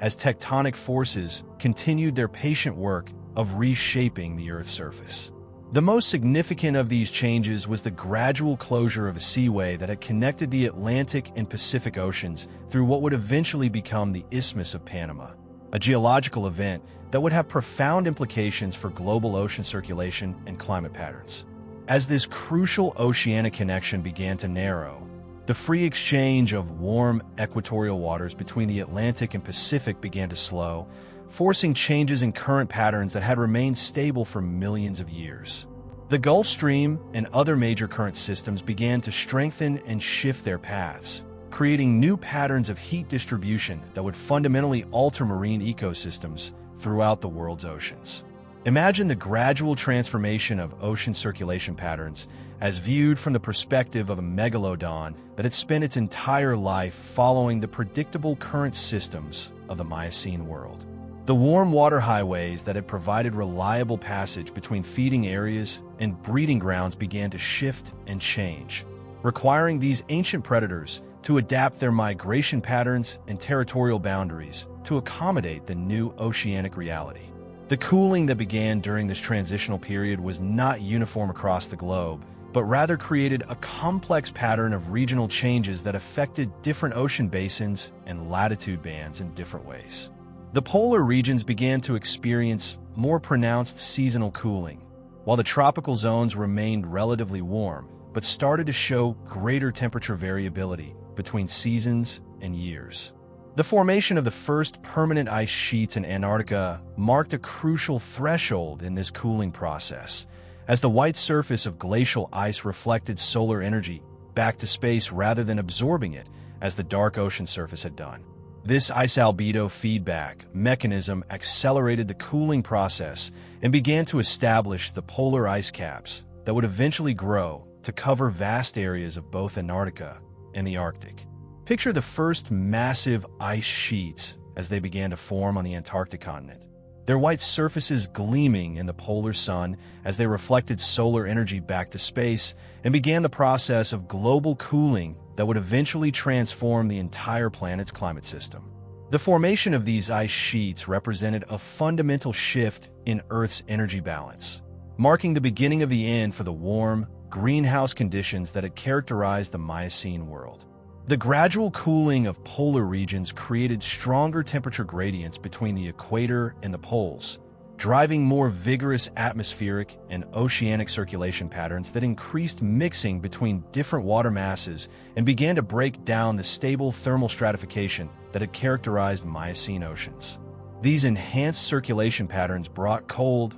nutrient-rich water from the depths to the surface in many regions, changing the chemical composition and biological productivity of surface waters. The increased mixing of ocean waters had profound effects on marine ecosystems, as it brought nutrients from the deep ocean to surface waters, while also introducing cooler temperatures and different chemical conditions to environments that had been stable for millions of years. Many marine organisms that had evolved in the stable, warm conditions of the Miocene found themselves facing environmental challenges that their evolutionary history had not prepared them to handle.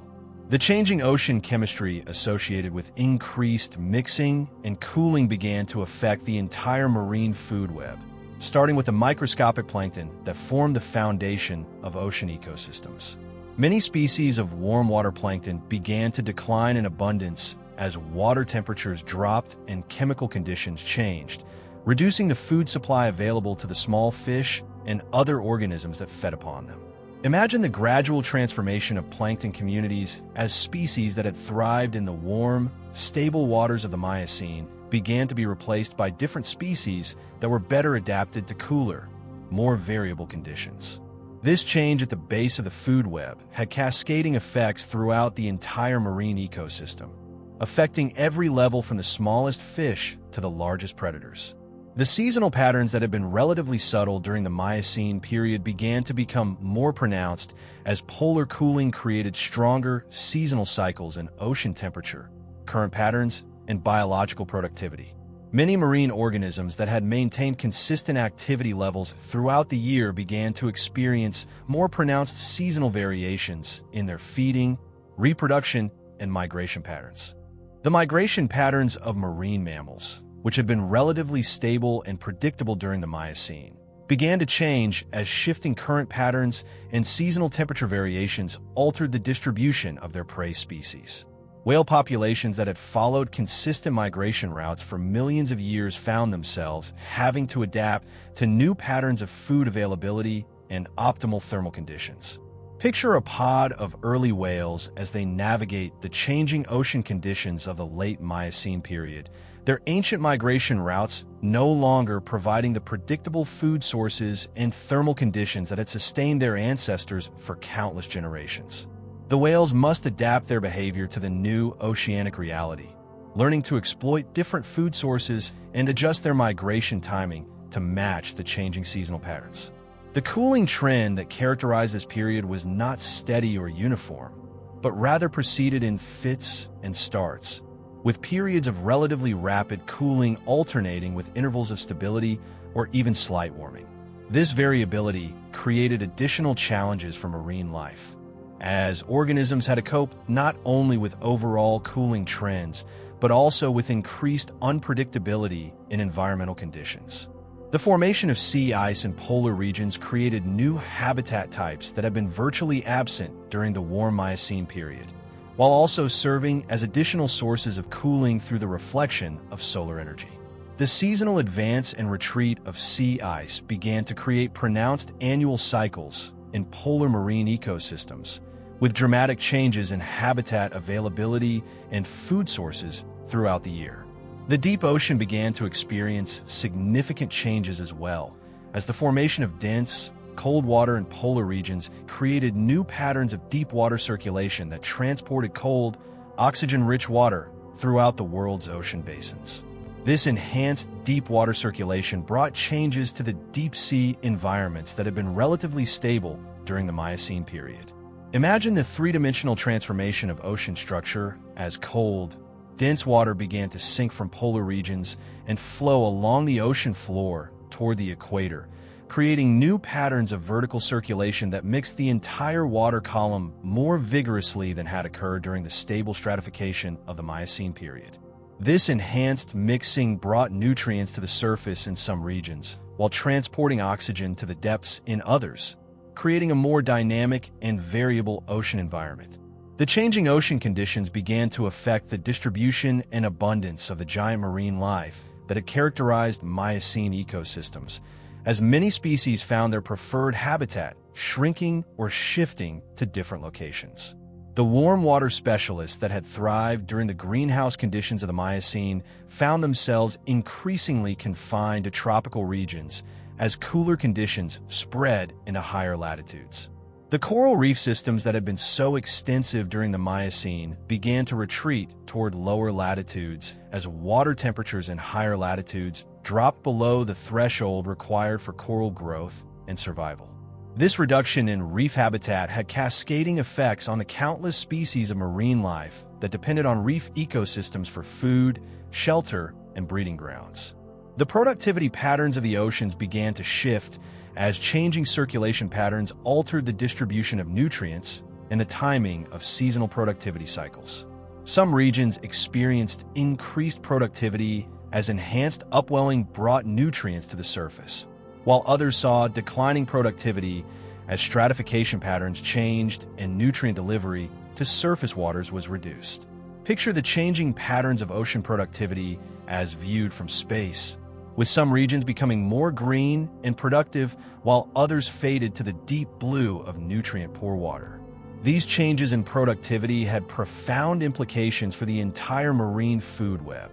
affecting the distribution and abundance of everything from plankton to the largest marine predators. The increased variability in ocean conditions began to favor organisms that were more adaptable and less specialized, as the stable conditions that had allowed for extreme specialization during the Miocene gave way to more changeable environments that required flexibility and resilience. Many of the highly specialized giants of the Miocene found themselves at a disadvantage in this new world of environmental variability. The changing ocean conditions also began to affect the nursery areas that had been so crucial for the reproduction and early development of marine giants like megalodons. Many of the warm, shallow coastal areas that had served as ideal nursery habitat began to experience cooler temperatures and more variable conditions that made them less suitable for supporting the rapid growth and development of large marine predators. The global nature of these changes meant that there were few refugia where Miocene-style conditions persisted,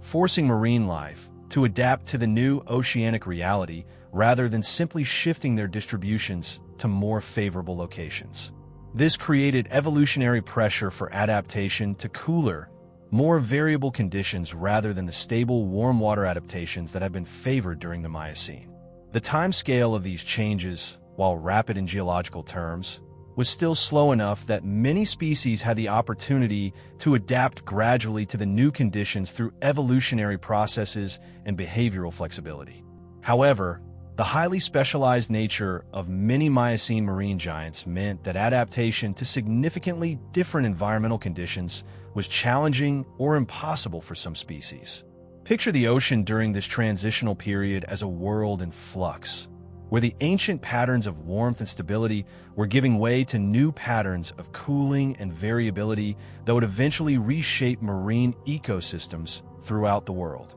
The magnificent giants that had ruled the Miocene seas found themselves facing unprecedented challenges as their world slowly but inevitably transformed around them, setting the stage for one of the most significant transitions in the history of marine life. The changing tides of this remarkable period in Earth's history represent not just a shift in environmental conditions, but a fundamental transformation in the very nature of marine ecosystems, as the stable, productive conditions that had supported unprecedented diversity and abundance of marine giants gave way to the more challenging and variable conditions that would characterize the Ice Age world to come.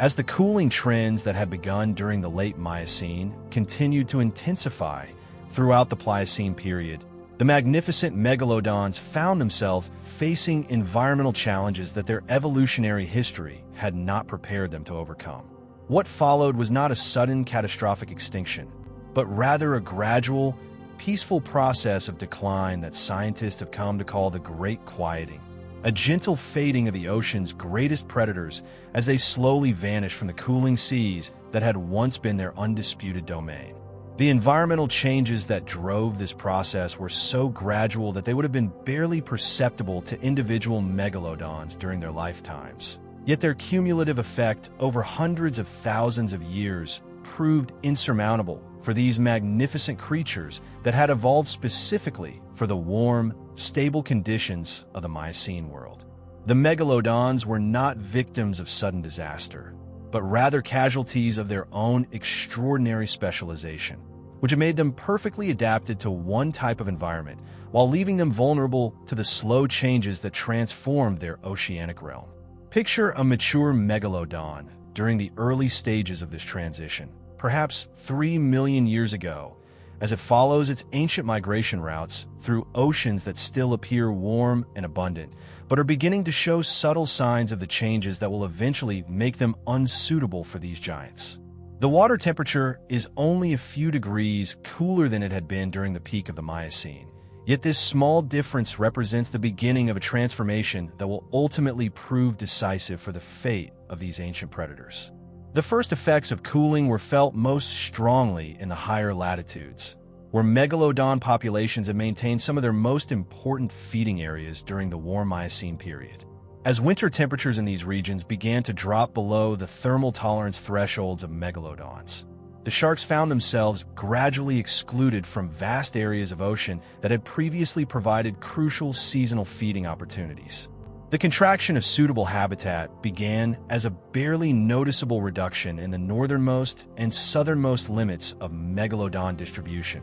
as individual sharks found that they could no longer survive the increasingly cold winters at the extremes of their former range. This habitat compression was so gradual that it would have taken many megalodon generations to become apparent, yet it represented the beginning of a process that would eventually confine these giants to an ever-shrinking band of tropical and subtropical waters. Imagine the psychological impact on megalodons as they found themselves increasingly unable to access traditional feeding areas that their ancestors had used for millions of years. These intelligent predators possess sophisticated mental maps of their oceanic territories, including detailed knowledge of seasonal feeding opportunities, migration routes, and territorial boundaries that were encoded in both their individual memories and their genetic inheritance. The gradual loss of access to familiar areas would have created stress and confusion as ancient behavioral patterns became increasingly maladaptive. The cooling of ocean waters also had profound effects on the prey species that megalodons depended upon for survival, as many of the large marine mammals that had formed the primary diet of these apex predators were themselves specialized for warm water conditions. The early whales that had co-evolved with megalodons during the Miocene began to experience their own population declines as cooling waters reduced the abundance of the warm water plankton species that formed the foundation of their food webs. The relationship between megalodons and their prey had been finely tuned over millions of years of coevolution, creating a delicate balance that maximized the efficiency of predation while maintaining stable prey populations. As prey species began to decline in abundance and shift their distributions toward warmer waters, this balance was disrupted in ways that made it increasingly difficult for megalodons to meet their enormous metabolic requirements. Picture a megalodon as it searches increasingly vast areas of ocean for the large prey that its massive size demands, following migration routes that no longer lead to the abundant feeding opportunities they had provided during the Miocene period. The shark's hunting strategies, refined over millions of years of evolution, are still perfectly effective when suitable prey is encountered, but the encounters themselves are becoming less frequent as the ocean's carrying capacity for large marine life continues to decline. The reproductive success of megalodons began to suffer as the environmental changes made it increasingly difficult for these giants to accumulate the energy reserves necessary for successful reproduction. Female megalodons required enormous amounts of energy to produce and nourish their large offspring,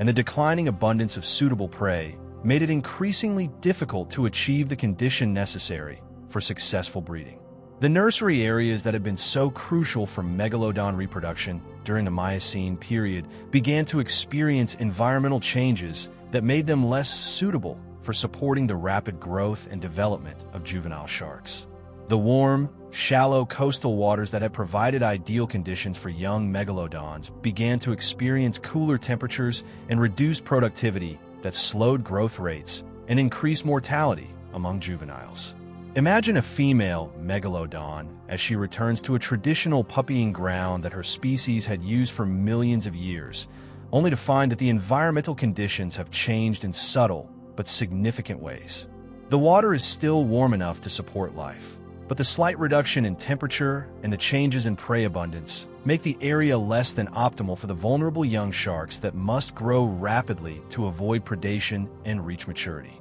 The social structures that had governed megalodon populations during their evolutionary peak began to break down as declining numbers made it increasingly difficult to maintain the complex territorial and communication systems that had regulated their interactions. The vast territories that individual megalodons had maintained during the Miocene became increasingly difficult to defend and patrol as the sharks had to travel greater distances to find adequate food sources. The breakdown of traditional social structures created additional stress for megalodons, as these intelligent predators had evolved sophisticated behavioral patterns that depended on predictable interactions with conspecifics. The increasing isolation of individual sharks as populations declined disrupted breeding systems, territorial hierarchies, and the cultural transmission of hunting techniques that had been crucial for the species' success. Picture the vast loneliness of the ocean during this period of decline, as megalodons that had once been part of complex social networks found themselves increasingly isolated in the vast blue wilderness. The ancient communication systems that had allowed these predators to coordinate their activities across enormous ocean territories began to fall silent as the distances between individuals grew too great for effective contact. The genetic diversity of megalodon populations began to decline as the effective population size decreased, and gene flow between different regional populations was reduced by the contraction of suitable habitat. This loss of genetic diversity made the remaining populations more vulnerable to environmental stresses and reduce their ability to adapt to the changing conditions through evolutionary processes. The physiological adaptations that had made megalodons such successful predators during the Miocene period became increasingly maladaptive as ocean conditions continued to change. Their large size, which had been an advantage in the warm, productive seas of the Miocene, became a liability in cooler waters where metabolic efficiency was more important than the ability to capture very large prey. The specialized metabolism of megalodons, which had been optimized for the high activity levels possible in warm water, became increasingly inefficient as water temperatures dropped and prey became scarcer. These giants found themselves caught in an evolutionary trap, too specialized for warm water conditions to adapt quickly to the cooling trend, yet too dependent on high metabolic rates to reduce their energy requirements sufficiently to survive on reduced food intake. Imagine a megalodon during the later stages of this decline, perhaps 2 million years ago, as it struggles to maintain its massive bulk in increasingly challenging environmental conditions. The shark's movements are still graceful and powerful, but there is a subtle desperation in its search for food as the ocean's ability to support creatures of its size continues to diminish. The cultural knowledge that megalodons had accumulated over millions of years of evolution began to be lost as population declines reduced the opportunities for learning and the transmission of behavioral traditions from one generation to the next. The sophisticated hunting techniques, migration routes, and territorial strategies that had made these predators so successful were preserved only in the memories of individuals. And as those individuals died, without successfully passing on their knowledge, the collective wisdom of the species was gradually eroded. The final strongholds of megalodon populations were the tropical and subtropical regions where water temperatures remained relatively warm and where some semblance of the Miocene marine ecosystem persisted. However, even these refugia were not immune to the global changes taking place, and they too began to experience gradual cooling and changes in productivity that made them increasingly marginal habitat for these massive predators. The competition for the remaining suitable habitat became increasingly intense as megalodon populations were compressed into smaller areas, leading to conflicts between individuals that had previously coexisted peacefully in the vast territories of the Miocene period. This increased competition created additional stress on already struggling populations and further reduced reproductive success and juvenile survival rates. Picture the final generations of megalodons as they competed for access to the dwindling resources of their shrinking world, their ancient behavioral patterns of territorial cooperation breaking down under the pressure of environmental scarcity. These magnificent predators, which had coexisted peacefully for millions of years, found themselves forced into competition for survival in a world that could no longer support their numbers.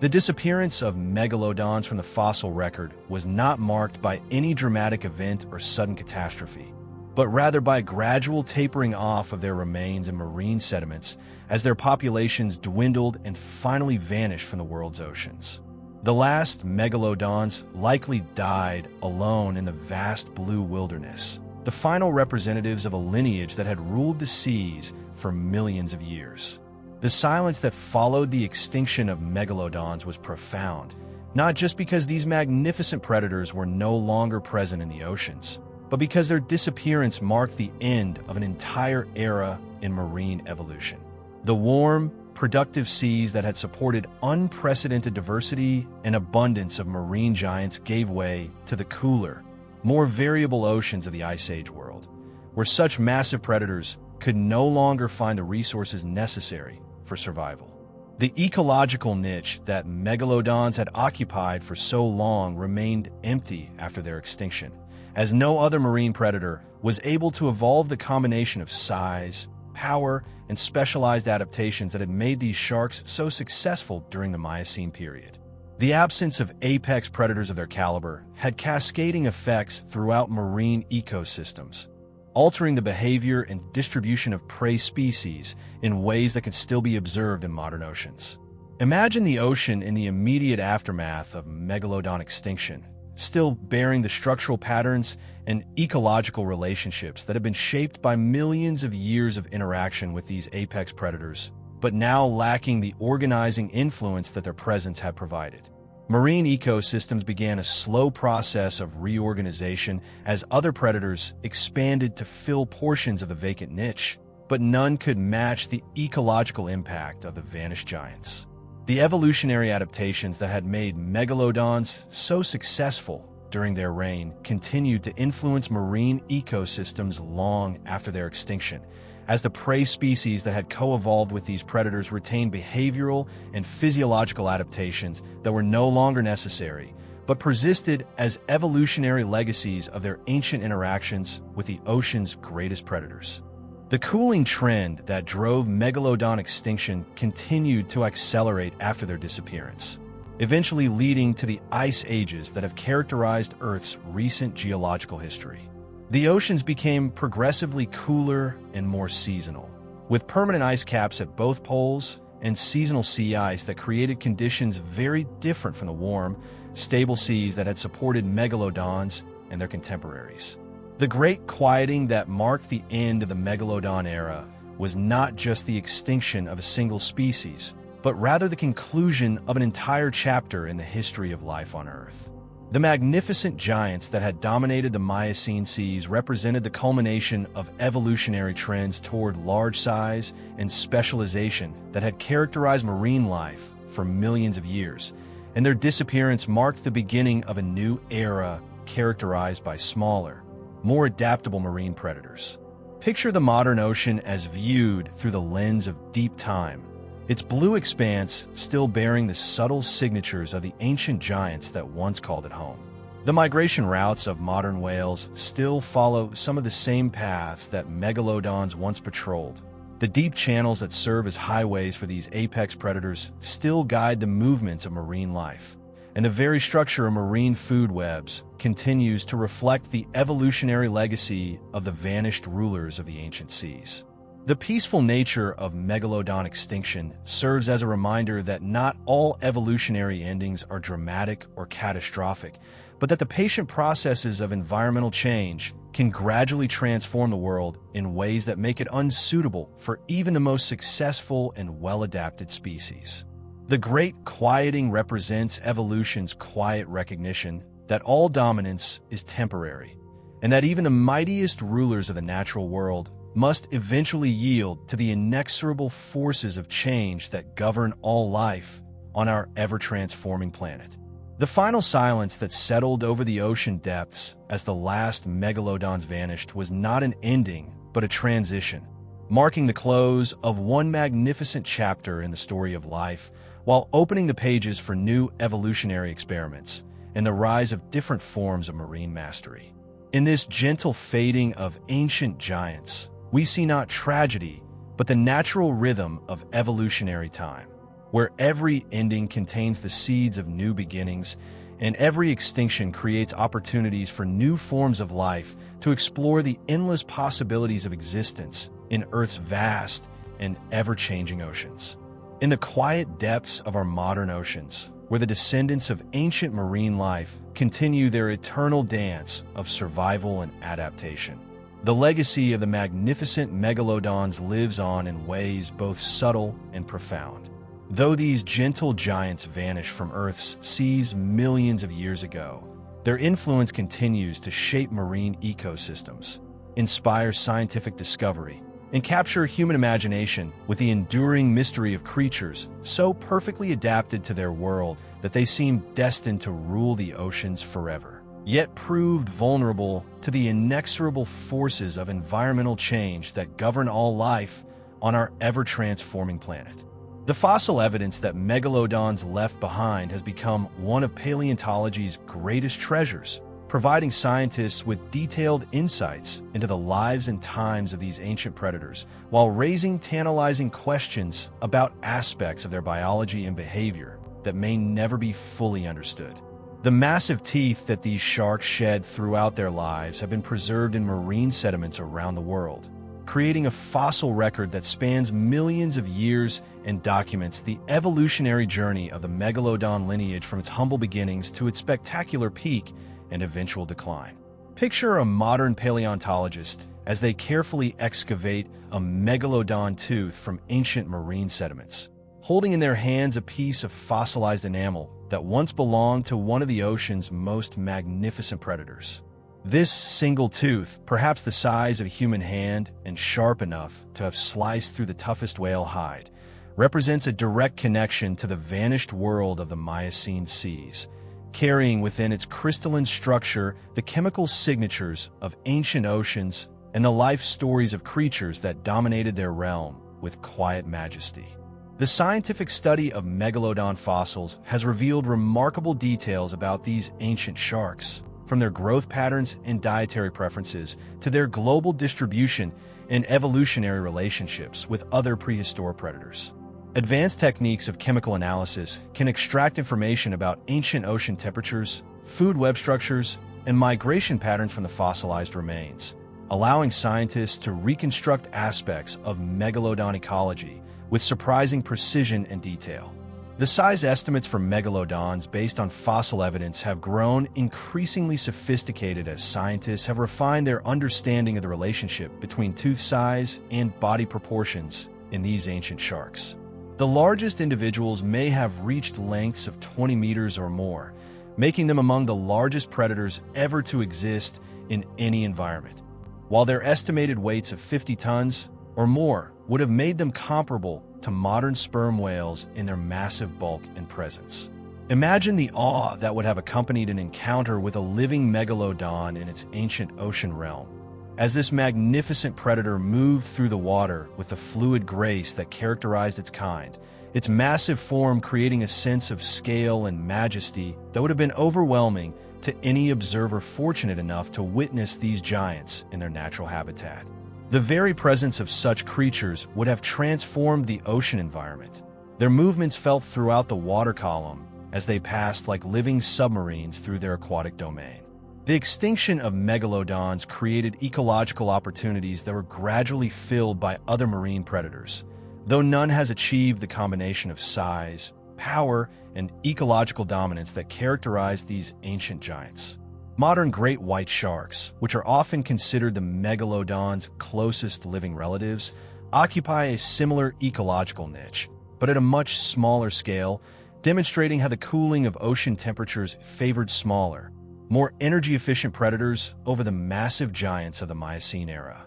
The behavioral ecology of modern great whites provides tantalizing glimpses into what megalodon behavior might have been like, as these smaller sharks demonstrate many of the same sophisticated hunting strategies, migratory patterns, and social behaviors that likely characterize their giant ancestors. The patient stalking techniques, the careful selection of prey, and the ability to travel vast distances across ocean basins all echo the behavioral patterns that made megalodons such successful predators during their reign. Picture a modern great white shark as it patrols the waters off a continental shelf, its movements and hunting strategies carrying forward the evolutionary legacy of its megalodon ancestors while adapting to the cooler, more challenging conditions of the modern ocean. Though vastly smaller than the ancient giants, this shark embodies many of the same predatory adaptations that made megalodons so successful, demonstrating the continuity of evolutionary innovation across millions of years of marine predator evolution. The cultural impact of megalodons extends far beyond the scientific community, as these ancient giants have captured public imagination and become symbols of the ocean's power and mystery. Popular depictions of megalodons, while often exaggerated or scientifically inaccurate, reflect a deep human fascination with creatures that embodied the ultimate expression of predatory power and marine dominance, representing our awe at the natural world's capacity for creating life forms that seem almost mythical in their proportions and capabilities. The discovery of megalodon teeth on beaches around the world continues to inspire wonder and curiosity in people of all ages, as these fossilized remains provide tangible connections to a vanished world of marine giants. Each tooth tells a story of ancient seas and prehistoric predators, serving as a reminder of the incredible diversity and magnificence of life forms that have inhabited our planet throughout its long history. The ongoing research into megalodon ecology and evolution continues to yield new insights into these ancient predators, as advances in analytical techniques and the discovery of new fossil sites provide fresh data about their lives and times. Computer modeling of megalodon swimming mechanics, biomechanical analysis of their feeding apparatus, and comparative studies with modern shark species are gradually filling in the details of how these giants lived, hunted, and interacted with their environment. Imagine the excitement of researchers as they apply cutting-edge scientific techniques to unlock the secrets held within megalodon fossils, using isotope analysis to determine ancient ocean temperatures, examining tooth-wear patterns to understand feeding behavior, and employing advanced imaging techniques to reveal microscopic details of tooth structure that provide clues about growth rates and life histories. The conservation implications of megalodon research extend to modern marine ecosystems, as scientists use their understanding of ancient predator-prey relationships to better comprehend the ecological roles of modern apex predators and the potential consequences of their decline or loss. The absence of megalodons from modern oceans serves as a natural experiment in ecosystem function, demonstrating how the loss of apex predators can alter the entire structure of marine communities. The modern oceans, while lacking the massive predators that characterize the Miocene seas, continue to support remarkable diversity and abundance of marine life that carries forward the evolutionary legacy of those ancient times. Whales that once served as prey for megalodons have evolved and diversified into the magnificent marine mammals we know today, while countless other species of fish, marine reptiles, and invertebrates continue the endless evolutionary experiment that has characterized ocean life for hundreds of millions of years. The migration routes that modern marine animals follow often trace the same oceanic highways that megalodons once used to traverse the ancient seas,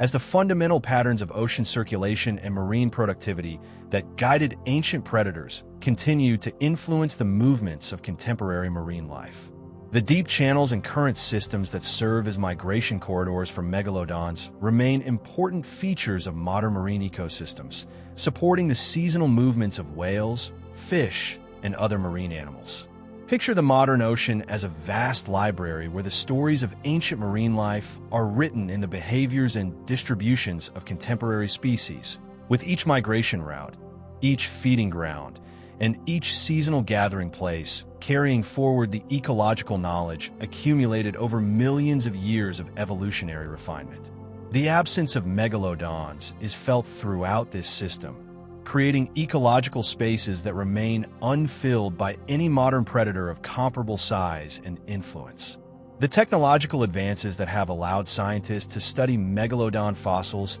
and reconstruct their ancient world continue to evolve, promising new discoveries and insights into these magnificent predators and the ecosystems they once dominated.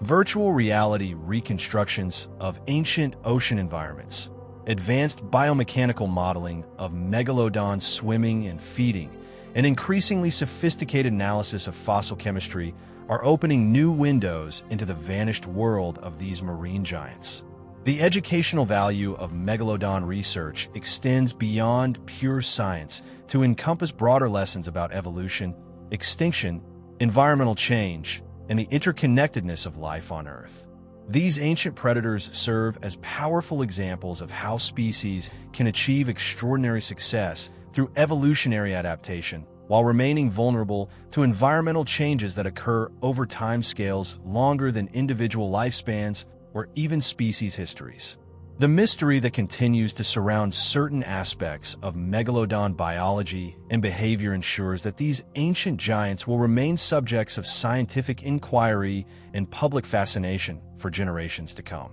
Questions about their social behavior, reproductive strategies, juvenile development, and the precise mechanisms of their extinction provide ongoing challenges for researchers while maintaining the sense of wonder and discovery that makes paleontological research so compelling. Imagine future generations of scientists as they continue to unlock the secrets of megalodon biology, using techniques and technologies that we can barely envision today to probe ever deeper into the lives and times of these ancient predators. Each new discovery adds another piece to the puzzle of understanding how these magnificent creatures lived, evolved, and ultimately vanished from the Earth's oceans. The philosophical implications of megalodon extinction extend beyond science to encompass broader questions about the nature of success and failure in evolutionary terms, the relationship between specialization and vulnerability, and the ways in which environmental change can transform even the most successful life forms. These ancient giants remind us that dominance in nature is always temporary, and that adaptation to changing conditions is the ultimate key to long-term survival. The peaceful nature of megalodon extinction, occurring gradually over hundreds of thousands of years rather than through sudden catastrophe, provides important insights into how species respond to environmental change and the factors that determine which organisms survive major transitions while others fade away. This gradual process of decline and disappearance offers lessons for understanding modern conservation challenges and the ways in which contemporary species might respond to ongoing environmental changes. As we contemplate the legacy of these magnificent predators in the quiet depths of our modern oceans, we are reminded of the incredible diversity and creativity of evolutionary processes, the majesty of life forms that have inhabited our planet throughout its history, and the continuous cycle of change and adaptation that characterizes all existence on Earth. The megalodons may be gone, but their echoes continue to reverberate through the deep waters of our world, inspiring continued research, conservation efforts, and wonder at the magnificent creatures that have called the ocean home. Tonight, as you drift toward peaceful sleep, you can imagine the ancient seas as they once were, filled with giants that move through their watery realm with quiet majesty and timeless grace. In your dreams, you might hear the distant echoes of their passage through the depths, a gentle reminder of the magnificent life forms that have preceded us on this planet and the continuing mystery of the vast oceans that cover most of our world. Sleep well, knowing that the ocean depths continue to hold their secrets, waiting for future generations to unlock the remaining mysteries of the silent kingdom that was once ruled by the mighty megalodons.